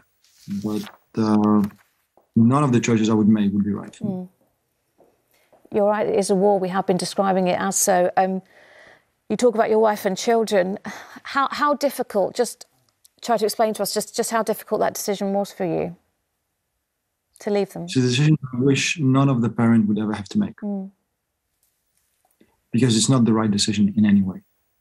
Leaving 3 kids is not the right decision. Staying away from it when others are sending their families and loved ones away and staying behind to defend, also not the right decision. So there was no right one. I have a family here. I have my brother and my father and my grandmother is here. So there was a reason for me to come back as well. Sergey, you're a tennis player. It wasn't that long ago you were playing in tournaments around the world. What is your background? Do you have any military experience, any training? No, I have shooting range experience, as many of civilians, I guess, do. And that's all. 80% of the people which I see on the streets, which are grouping into territorial defense and, trying to sign in for the armed forces, they have 0 military experience, but they're staying to fight because they don't want the Russian world here. No one wants the Russian world here because Russia brings misery and destruction. Yet they're still trying to, attack us and take Ukraine over. A question here from Robert Moore, a correspondent in the studio. I mean, there's been a concerted attempt in the West to isolate Russia, not just economically, but culturally, including in the arena you know so well, in tennis and in sports. I wondered if you feel like Russian players, even as individuals, even though they don't represent the government, those like Dmitry Medvedev and Andrei Rublev, should they be banned from playing in tournaments? Would you favour banning all Russian participation in the sport that you love so much in the arena of tennis?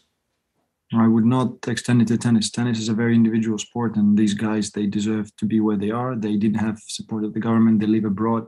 They even didn't elect the president of Putin. So I understand now that every single individual of Russia has to bear the consequences of the politics of their country. And it's right, because otherwise, the last 8 years, we've seen, if nobody carries responsibility, if the regular citizens are feeling okay, then Russia does whatever it wants. So to a certain extent, I agree that they should lose their flag on the court. But to ban them completely, that's a decision has to be taken on case by case. If somebody supports Putin, then yes. Do you feel betrayed by the West? Do you feel the West should be doing much more? You've been, rightly calling it a war.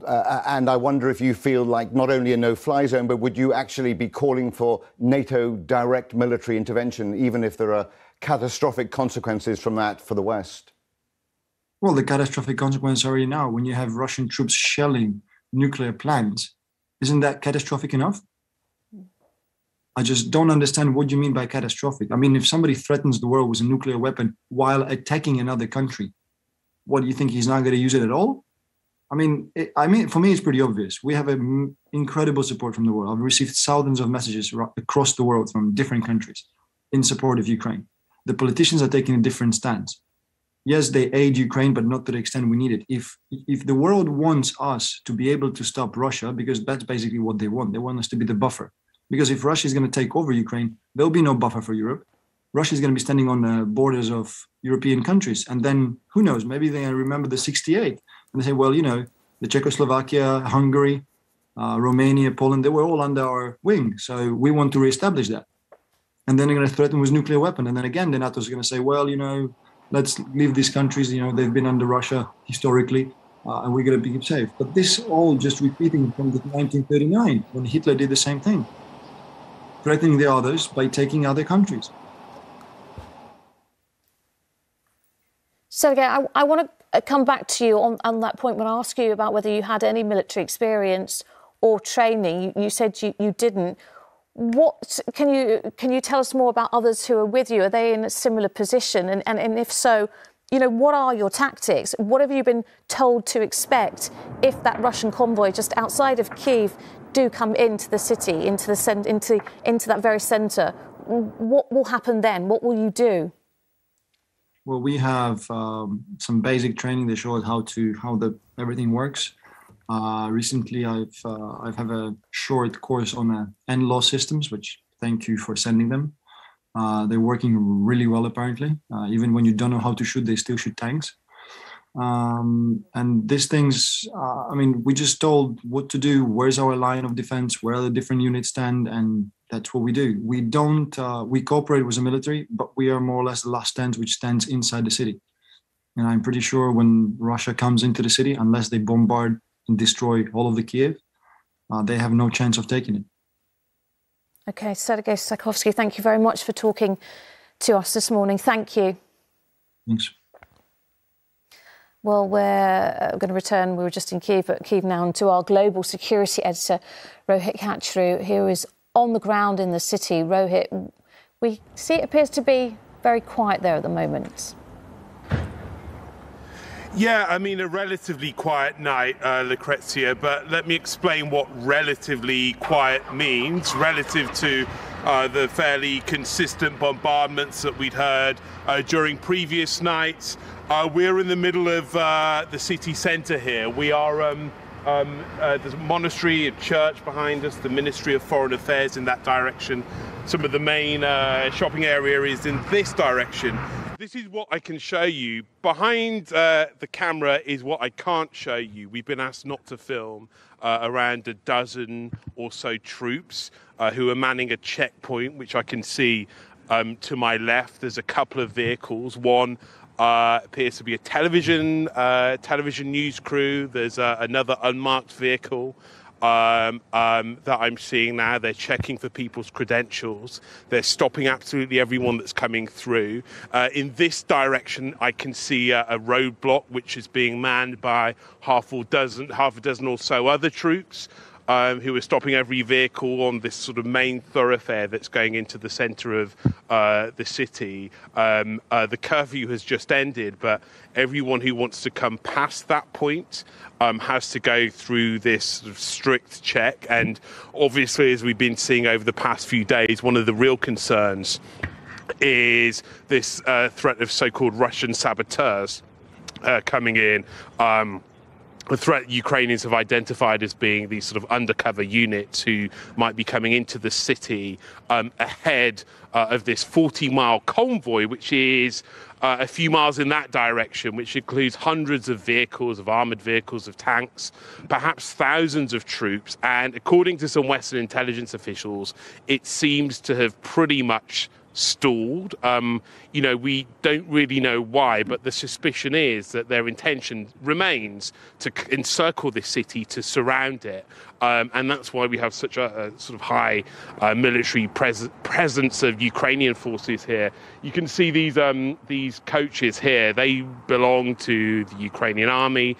We've seen a few soldiers getting on and off them. The odd, member of the public floating around, but this is a really busy crossroads. This should be a really busy square on any normal Saturday morning. Of course, this isn't any normal Saturday morning. Behind me, behind the camera, is the police headquarters, which has been this sort of hive of activity. We were there just a few minutes after the first bombardment started, and just within those early hours there were police officers rushing in and out of the building, a sense of panic.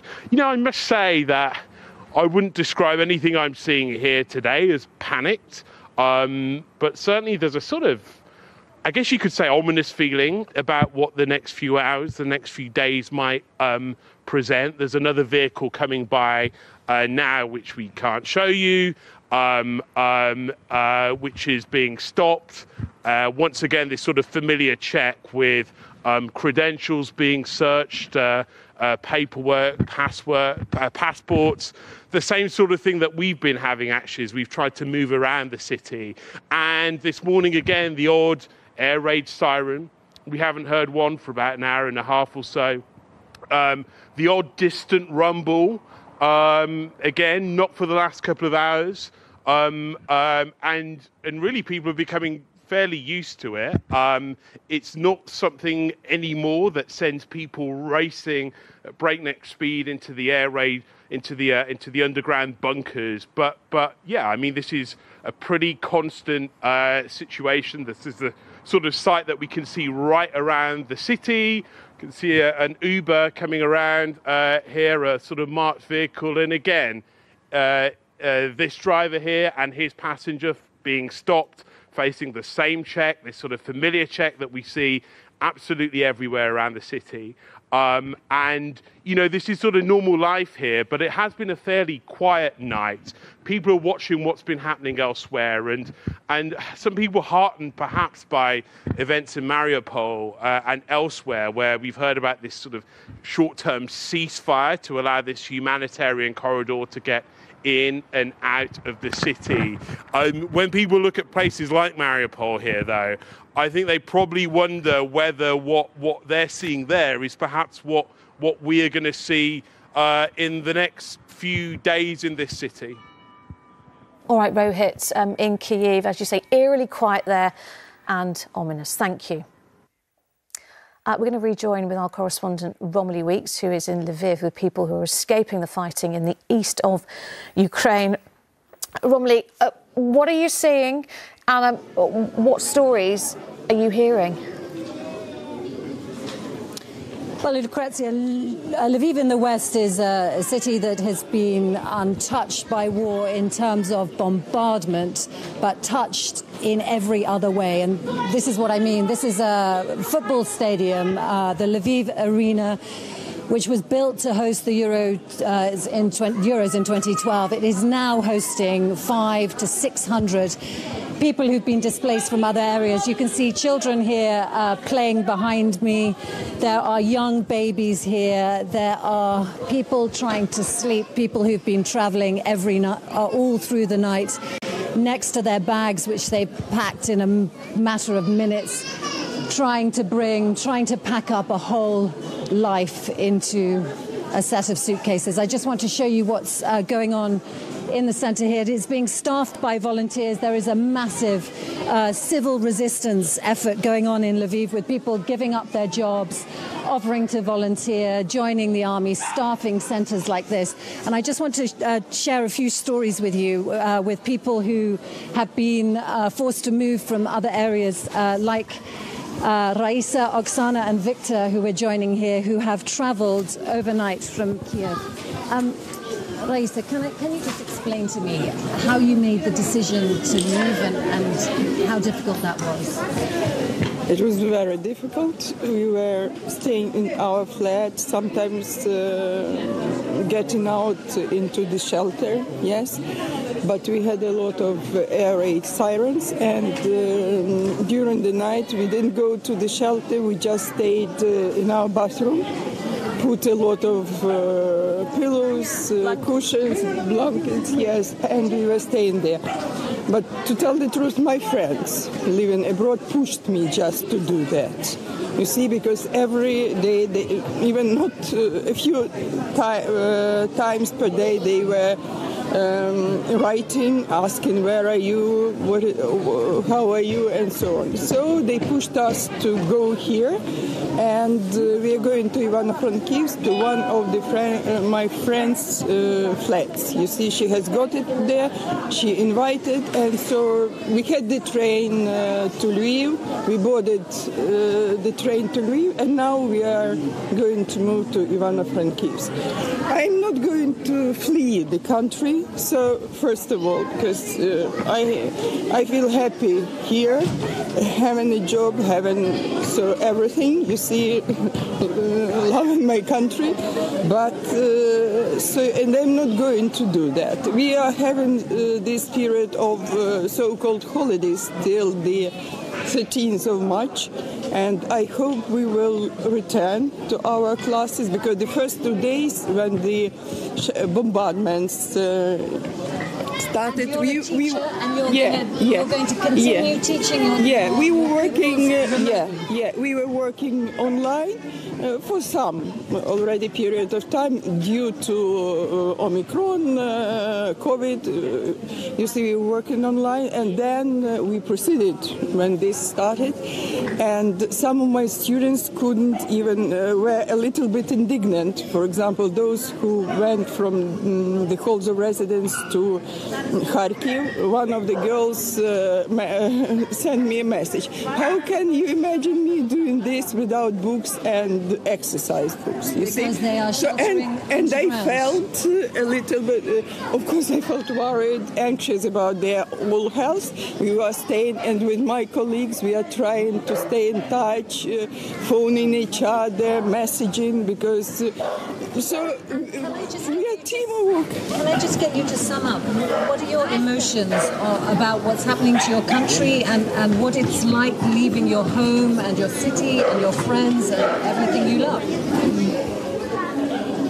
It's quite devastating, right? Because getting here was quite a palaver with getting on the train, with people pushing, a lot of men fleeing the city. So it's very times of adversity for our country, and we hope and we know that a country and a president are busting the guts to fight back the evil force. So we're grateful for that, but it's a devastating time for us. Devastating war. We had the buildings near Kiev were bombarded. For example, in the outskirts, so in the suburbs of the town, and so the people were sitting in their shelters, and my friends' children are now also sitting there, you see, with their pets, because they can't leave. They wanted to leave, but they were to give this all to someone, just to trust their pets to someone. So we think Ukraine will win, yes, and we are thankful to our resilient, defiant, warriors who are doing that. I can't imagine. We are just nervous, worried, and here, you see, when we are staying safe here, we are secure. But for people who are doing this, fighting, and so hard. You can't imagine that in the 21st century this can happen. Of course, we are asking foreign countries to help, maybe, because nobody expected this to happen. Do you need, for example, so many aircraft or just ammunition? If you are not going to attack someone or fight with someone, you really don't need it. You see? Thank you so much for sharing your stories, and really good luck with the rest of your journey. I know now you have to go and you're going to catch your bus, so thank you. So many people here are trying to stay in the area, to find places to stay in and around Lviv, and there are volunteers matching people who are offering their homes with people who need places to stay. And also, I did the reverse journey to many of these people coming over from Poland yesterday, and on the Polish border we saw that many people were arriving there from Poland, from across Europe, from Germany, from Slovakia, Czech Republic, arriving in their cars with the offer of a room, a place to stay. But what everybody is here, what you are hearing almost universally is, we just want to be able to go home. We want to be allowed to continue with our lives. In Lviv, and just some understanding there of the emotional toll that this is taking on people. Thank you. As we've been seeing all morning from pictures and the interviews coming out from Ukraine, it's all putting huge pressure on people, but also on hospitals and medical staff out there. Our medical editor, Emily Morgan, has been speaking to doctors. And Emily, what are they telling you?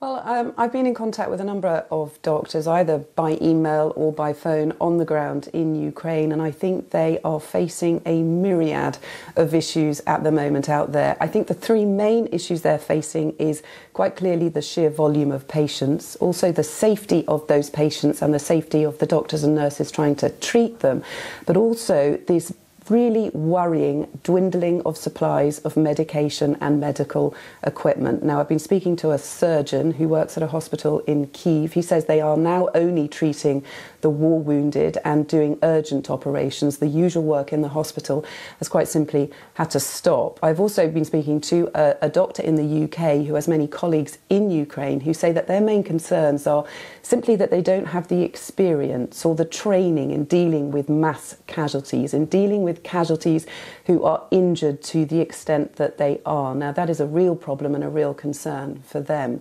The surgeon in Kiev says he fears for his safety. He fears for his colleagues' safety. Getting to and from the hospital is very difficult. They are staying at the hospital generally and working 24/7. Now, the safety of patients is obviously a real worry as well. When alarms sound, they are taking them down to bunkers and down to bomb shelters. Now, quite obviously, their treatment down there is limited. The doctor says that he's having to make this horrible decision about which patients to take down to the bunkers because not all of them are fit enough to go down there. We've also seen these heartbreaking images of children in a cancer hospital being treated in bunkers, lying side by side, getting limited treatment, having a very limited chemotherapy. Now, their doctors are concerned that these are very sick children and some of them will simply get sicker. Now, some of those children are being transferred out of Kiev and to hospitals in Lviv, but I understand that beds are a premium now in hospitals in Lviv. Now, of course, then there is the problem with medical supplies. The surgeon I've spoken to says that they are in desperate need of emergency equipment, things like simple things like tourniquets, blood containers, gauzes, bandages and gloves. He says that the problem with oxygen, the supplies of oxygen, has now stabilised at his hospital. The WHO, you might recall earlier in the week, said there was a low supply of oxygen in the country. He says that's now stabilised, but this is why the safe corridors, these passages for humanitarian to get humanitarian aid through, are so important. And some aid is getting through, and the surgeon I've spoken to says that he is absolutely desperate for this equipment to be replenished. All right, Emily Morgan, thank you. For now, thank you. We're going to go to Washington now and to our correspondent Emma Murphy. Emma, some developments from the UN now. Can you tell us more? Yes, we've been notified that the United Nations Security Council will meet again on Monday to discuss the events that will take place over this weekend. Of course, they've been in near permanent session for the past 10 days, constantly calling emergency meetings to address the latest developments, and who knows what it is that they will be discussing come Monday. Yesterday's meeting was called by the United Kingdom. It was an emergency session to discuss what had gone on at the nuclear power plant on Thursday night. And listening to the ambassadors speaking yesterday, you really got a feeling of just how horrified they were by what they had watched. They were at their homes, they were watching it unfold on television as the rest of us, and really didn't have a lot more information to gather themselves. They had more by yesterday, but they were just speaking about the fact that they had to try and understand what was happening in real time, knowing just how dangerous that whole situation was, and the fact that the American ambassador to the United Nations, Linda Thomas-Greenfield, described it as holding her breath, barely daring to exhale. She said it was only by the grace of God that there was any aversion of a nuclear catastrophe on that night. So they will be no doubt hoping that their message yesterday, that the fighting is ceased around those nuclear plants, has been heeded over the course of the weekend. Another thing to add that they will be discussing is this issue of the civilian humanitarian corridors. Of course, many times in that chamber of the United Nations, these corridors have been discussed in conflicts all around the world. The one thing that I think that they will be concerned about, and that history tells us we should all be concerned about, is just what will happen once those corridors are brought to a close. At this point, Russia is saying that people can leave certain areas, that there will be this cessation of hostilities. But when we look to previous conflicts, what has followed the cessation of those corridors has been truly dreadful. Syria is one example. People were allowed to leave from Aleppo and various other locations, but when that stopped, the bombardment that came afterwards was absolutely monumental, and it was done by Russian helicopters on many occasions. And there is a playbook that seems to be being followed here. One other thing to note is that there is a narrative that also goes with this, which we may well hear over the coming days. In Syria, once those corridors had been opened and closed, we were told over and over again by the Syrian regime and indeed the Russians that those who stayed in the towns and cities were jihadists. I suspect in the coming days we will hear that those who are staying in the towns and cities in Ukraine are viewed as Nazis, and therefore they will be subject to the very worst that Russia can offer. These will all be subjects for debate at the Security Council, and no doubt very much playing on the mind of Secretary of State Blinken as he travels around Europe this weekend, trying to build that coalition to keep it resolved as they face the week ahead and what's likely to happen in Ukraine. Emma Murphy in Washington, thank you. Robert, let's bring you in here, obviously, with your extensive experience in the US. And what do you make of what Emma was just telling us now? I think there's a major diplomatic effort underway, but it's not with Moscow. It's trying to make sure that the Western alliance stays intact, just like Emma was saying. I think the kind of ominous development, we've been concentrating in this programme quite rightly on the catastrophic human suffering in Ukraine, but there is a parallel tragedy playing out, and it's playing out in Russia. Russia is going dark. The last vestiges of independent journalism are being extinguished. Foreign reporters are having to leave, so we're having to talk about Russia here in the studio in London. Novaya Gazeta, the great liberal Russian newspaper, is now heavily censored. Echo Moskvy, the iconic Russian radio station, is closed. So has the independent TV station Dozhd. So Russians are no longer getting, free information in any sense, and the Kremlin is controlling everything.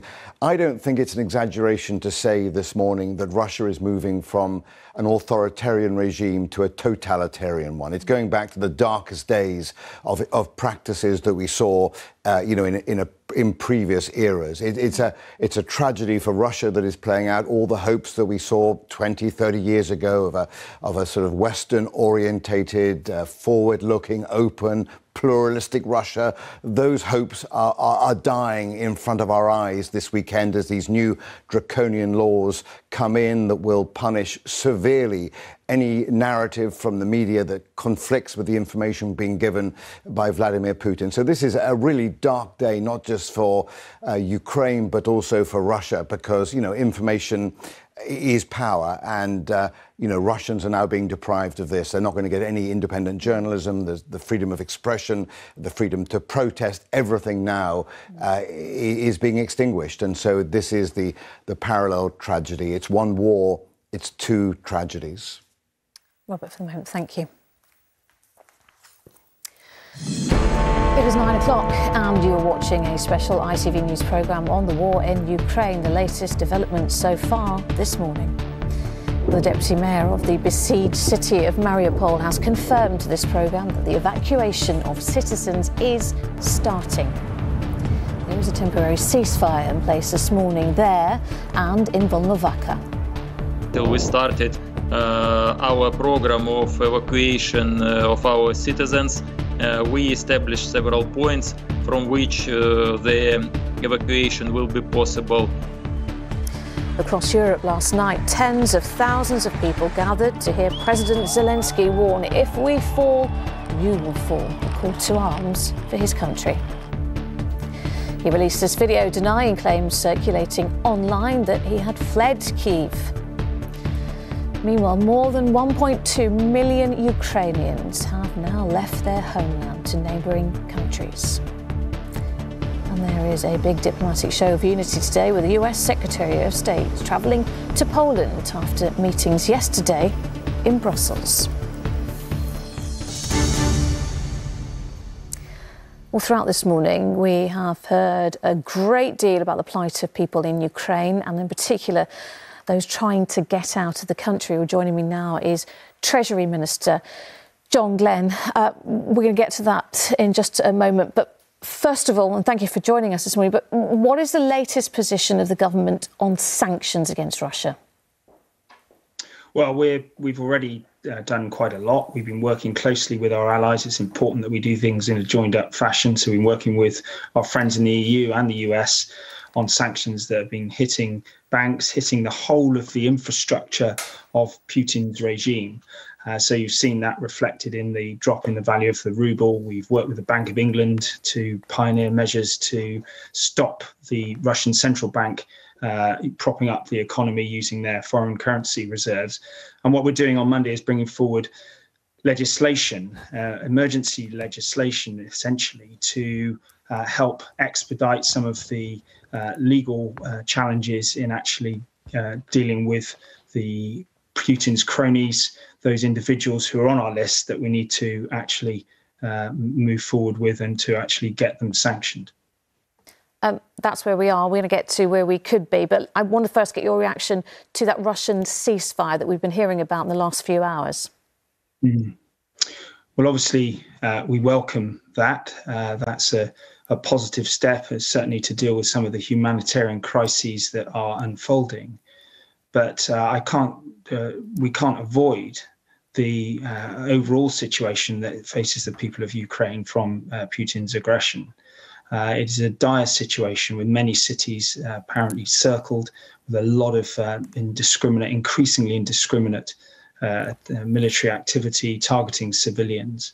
This is a very, very serious situation, but of course we welcome that modest step forward that will help that particular group of civilians perhaps escape imminent danger. But what we're seeing here is an illegal war prosecuted by Putin and his cronies, and what we're seeing is vast and devastating consequences across the whole of Ukraine, and it's obviously unfolding rapidly. The Ukrainian people are very brave and obviously doing everything they can to repel the threat, but it's obviously an extremely challenging time for them as a country. John, going back to sanctions, punitive measures that the West is imposing on Russia, there is still, however, much criticism of the British government for not going far enough, for not hitting all those oligarchs who say are on that list with connections in the UK who have ties to the Russian regime, including Chelsea owner Roman Abramovich. Of course, he's selling it. You could be doing more. Well, I can't talk about individuals, but I mean, the legislation we're bringing forward on Monday is designed exactly to deal with some of those challenges. So dealing with the legal impediments to rolling out unexplained wealth orders, dealing with the legal test with the way that the Office of Sanctions implementation works, and actually bringing more transparency to understanding where assets are held. And then we're also bringing these additional measures so that we can move more quickly on the sanctions, where sanctions have been implemented elsewhere. We can use that as a precedent, and the Foreign Office is working flat out to move those forward into the next stage of delivery. But I would just recognise that there has been a lot of work done by the Treasury and by the Bank of England and regulators to impact Putin and his cronies in terms of their financial interests, the freezing of assets in banks, the way that we've restricted the use of the Russian central bank have had a chilling effect on Putin and his immediate circle. And we will continue to look constructively with allies, cooperatively, about how we can actually do more to isolate the economic interests of that group of people around Putin who've sustained him for so long. It's Robert Moore here in the studio. It's clear this is Putin's war, not Russia's war. The Russian people we know are being deprived even of basic information. Are you concerned that the sort of economic sanctions you're putting in place, the sort of severe measures you're taking, are actually just going to alienate and damage deeply the Russian people rather than Putin's inner circle? Have you given the thought to how Russia emerges from this, and whether we're going to have a generational battle with ordinary Russians feeling deeply isolated and alienated from the West? I think that's a very reasonable question, but as the Prime Minister has been clear from the very start of this crisis, the British government and the allies outside of Russia don't have a battle with the Russian people themselves. We've always been clear to identify President Putin and the group of people around him as the target. Now, the implications for the Russian economy are serious. I recognize that, but we have got to move to recognize that the behavior in the Ukraine prosecuting this illegal war cannot go without severe sanctions and implications. We will obviously continue to monitor the effect, and we will also look very carefully at what more we can do to hit those people who are facilitating the crimes that are happening in the Ukraine. But we do not have any issue with the Russian people. It is Putin. What happened here in Salisbury 4 years ago with the Skripal attack was, again, something that was targeted and sanctioned, and actually the decision was made by President Putin and that group of people around him. That's why we've been very focused on the way that we've brought in these economic sanctions to, first of all, target those people, and to the legislation we're bringing forward on Monday is designed to expedite the impact of those particular measures as quickly as possible. John Glenn, you talk about the measures that were expedited on Monday. There is a lot of concern over Tory party funding, particularly in connection to Russians, and this perception that perhaps because of this, the government is not acting quick enough and has certainly not been. That's not the reason why we're bringing forward the legislation. We're bringing this legislation in order to move that legal process forward more quickly, not because of anything else.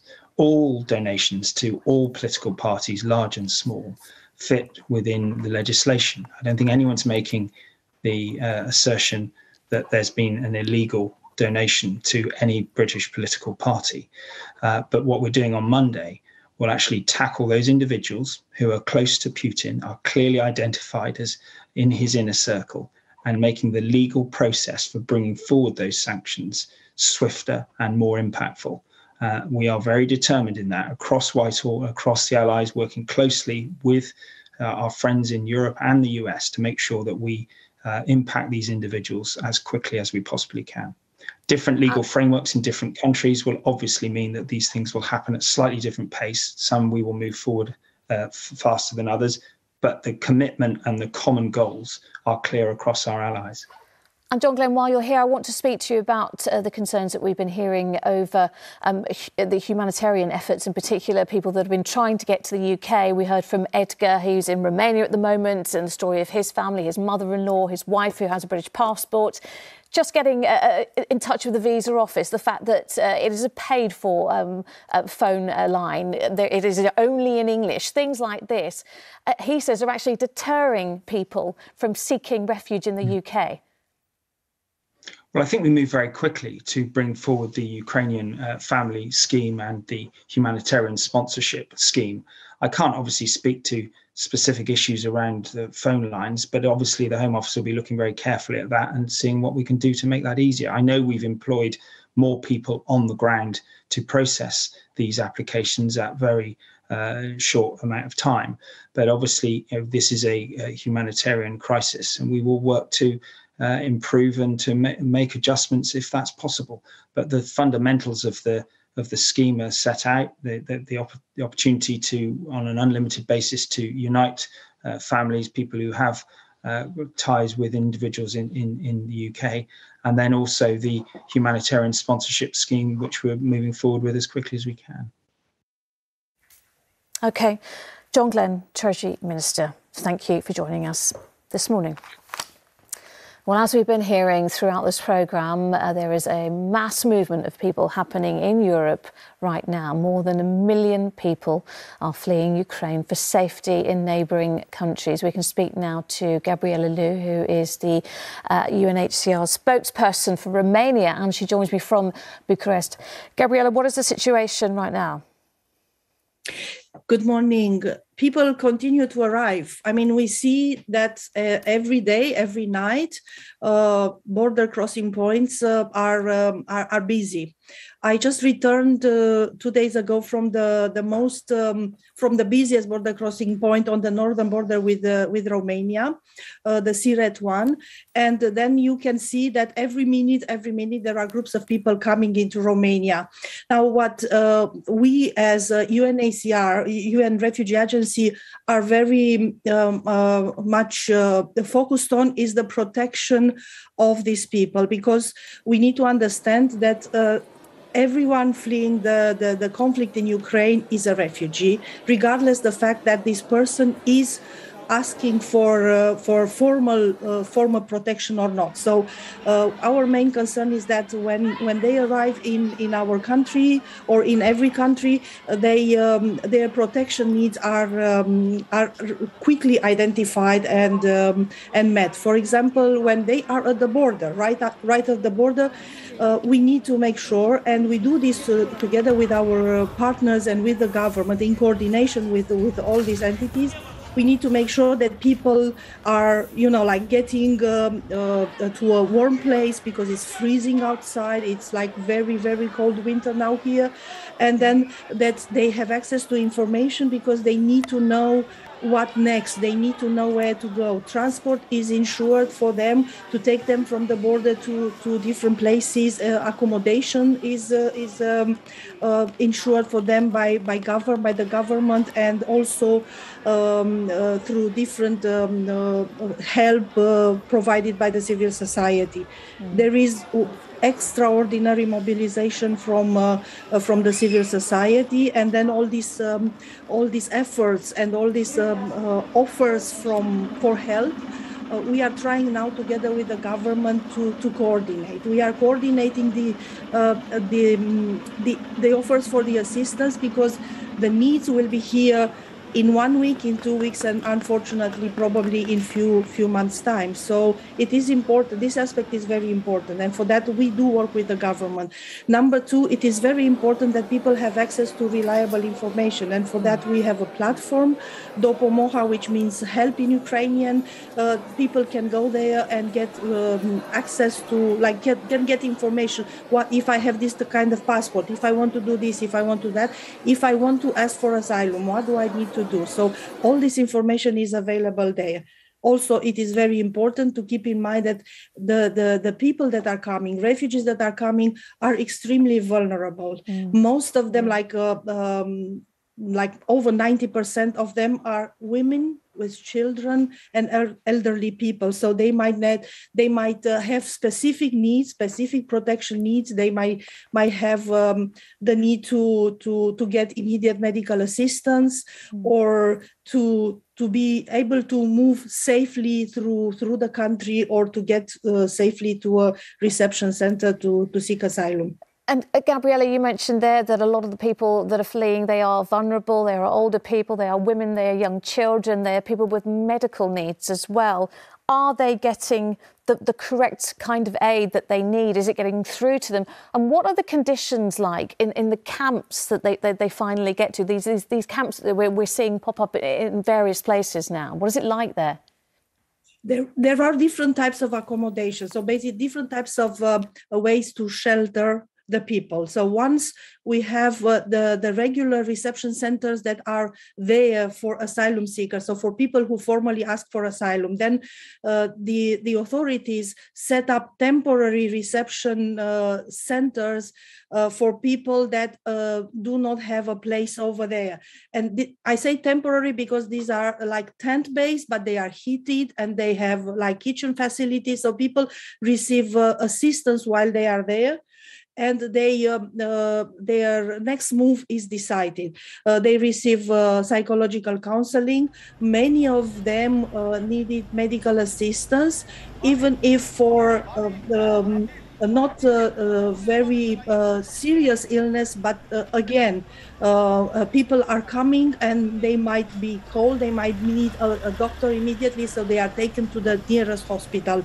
So we also have to say that a large majority of those who enter Romania now are moving on. They go to another country.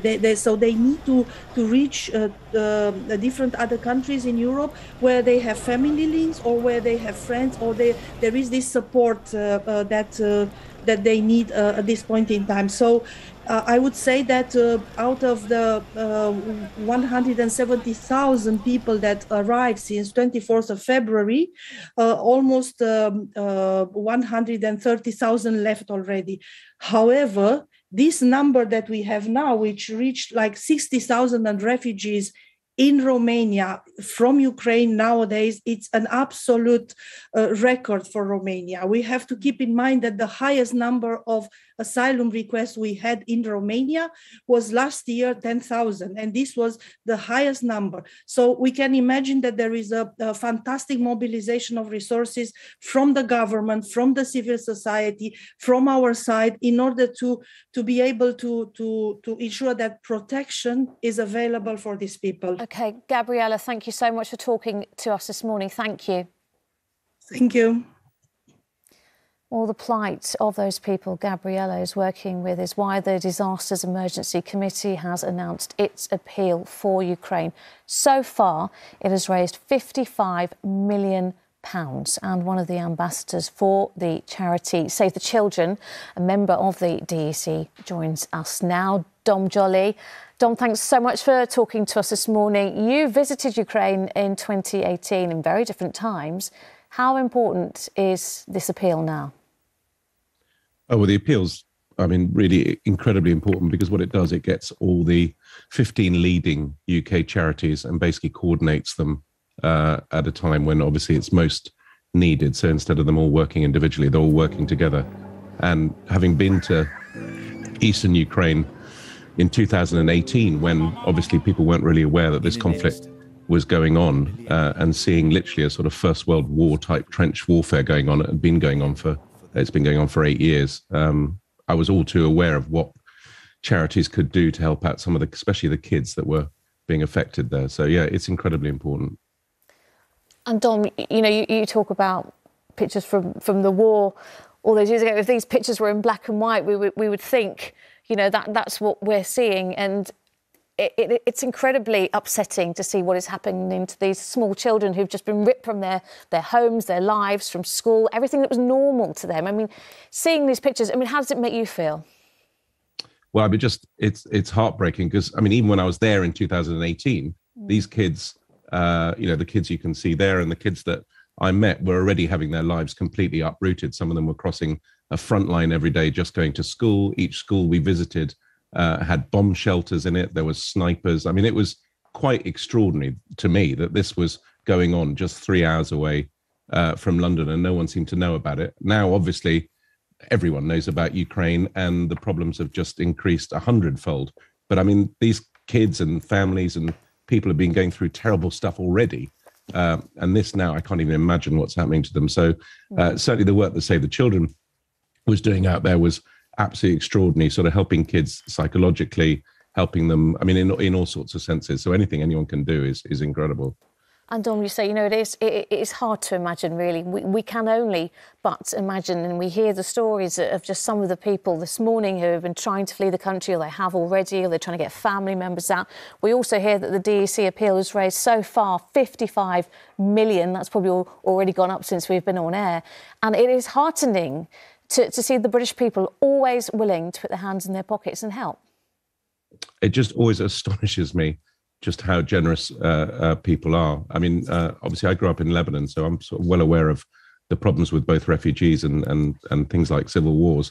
And again, people were incredibly generous there, and people are just, I think there is some, I don't know, people have been so shocked and moved by what's happening in Ukraine. And I think everyone that I've spoken to just looking for a way that they can help in any way. And I think the DEC and the way they've coordinated all the aid is, I think undoubtedly they got people on the ground and is the best way to raise money. So if there's anything you can do, please do go to dec.org.uk and donate anything you can, because they really do amazing work. They really do. Dom Jolly, thank you so much for highlighting this, and thank you so much for talking to us this morning. We appreciate it. Thanks. Thanks a lot.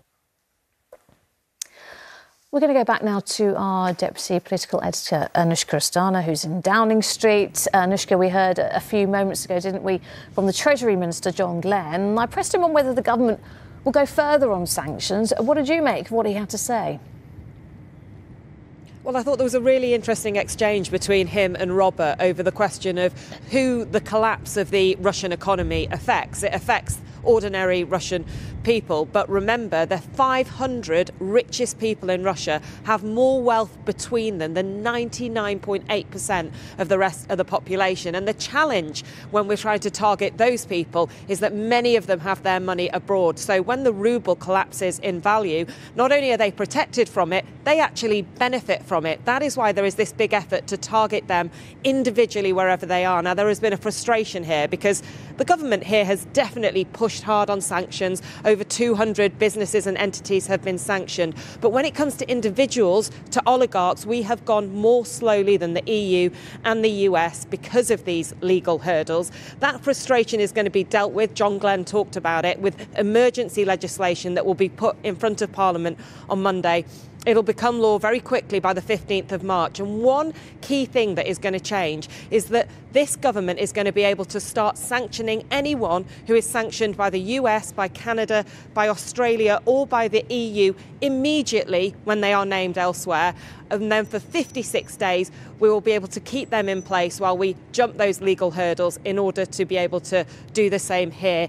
The legal hurdles themselves will also be reduced. So they're trying to make sure that they can target those individuals as quickly as they can. All right, Anushka, thank you very much. We're going to get a final word from Kiev this morning and our global security editor, Rohit Kachru. Rohit, you've been telling us all morning, a quiet night in Kiev, but not a sense of complacency at all. Yeah, I mean, relatively quiet, the odd air siren, the odd distant rumble. And this is, I guess, normal life now, or it feels like it, even though it has only been 10 days. Let me show you around. This should be a fairly busy street, a fairly busy junction over there, but not busy today. People right around the city watching what's happening elsewhere in the country, continued heavy bombardment, and everyone also watching what's been happening in Mariupol, this temporary ceasefire, this civilian humanitarian corridor which has been started up. I mean, there is a great deal of suspicion about that. What we've seen in Syria before, for example, is examples of ceasefires announced by Russian authorities, which have then been used as a front to call everyone who decided to remain in position as being aggressors. In Syria, it was jihadists. And so there is some suspicion of what the motives might be behind Russia's agreement to this ceasefire. But everyone is hopeful. And here in Kyiv, you know, there's a great deal of anxiety because still that convoy, which we've been reporting on so much through the week, which has been growing, which is now more than 40 miles long, is still sitting pretty much where it was sitting on Monday, a few miles out of the city. What we're hearing from some Western officials is about people within that convoy surrendering, about weakness, about a loss of momentum. We're seeing these videos of ordinary civilians right around the country stopping, you know, this sort of people's resistance, tractors towing away Russian tanks or armoured vehicles. And I think what everyone's clear about here is that these really are snapshots, that yes, there are examples of this extraordinary movement, these acts of resistance. However, there is a great deal in reserve. And we heard from the Americans now that at least 92% of Russian troops, which were stationed around the border for this operation, are now within Ukraine. All right, Rohit, thank you so much for talking to us this morning. Please take care there in Kyiv. Thank you. Before we end, let's get a final thought from Robert here in the studio. I think the one major development that we've been hearing about this morning is that ceasefire, isn't it? And, you know, a humanitarian corridor, but likely only to be a short reprieve.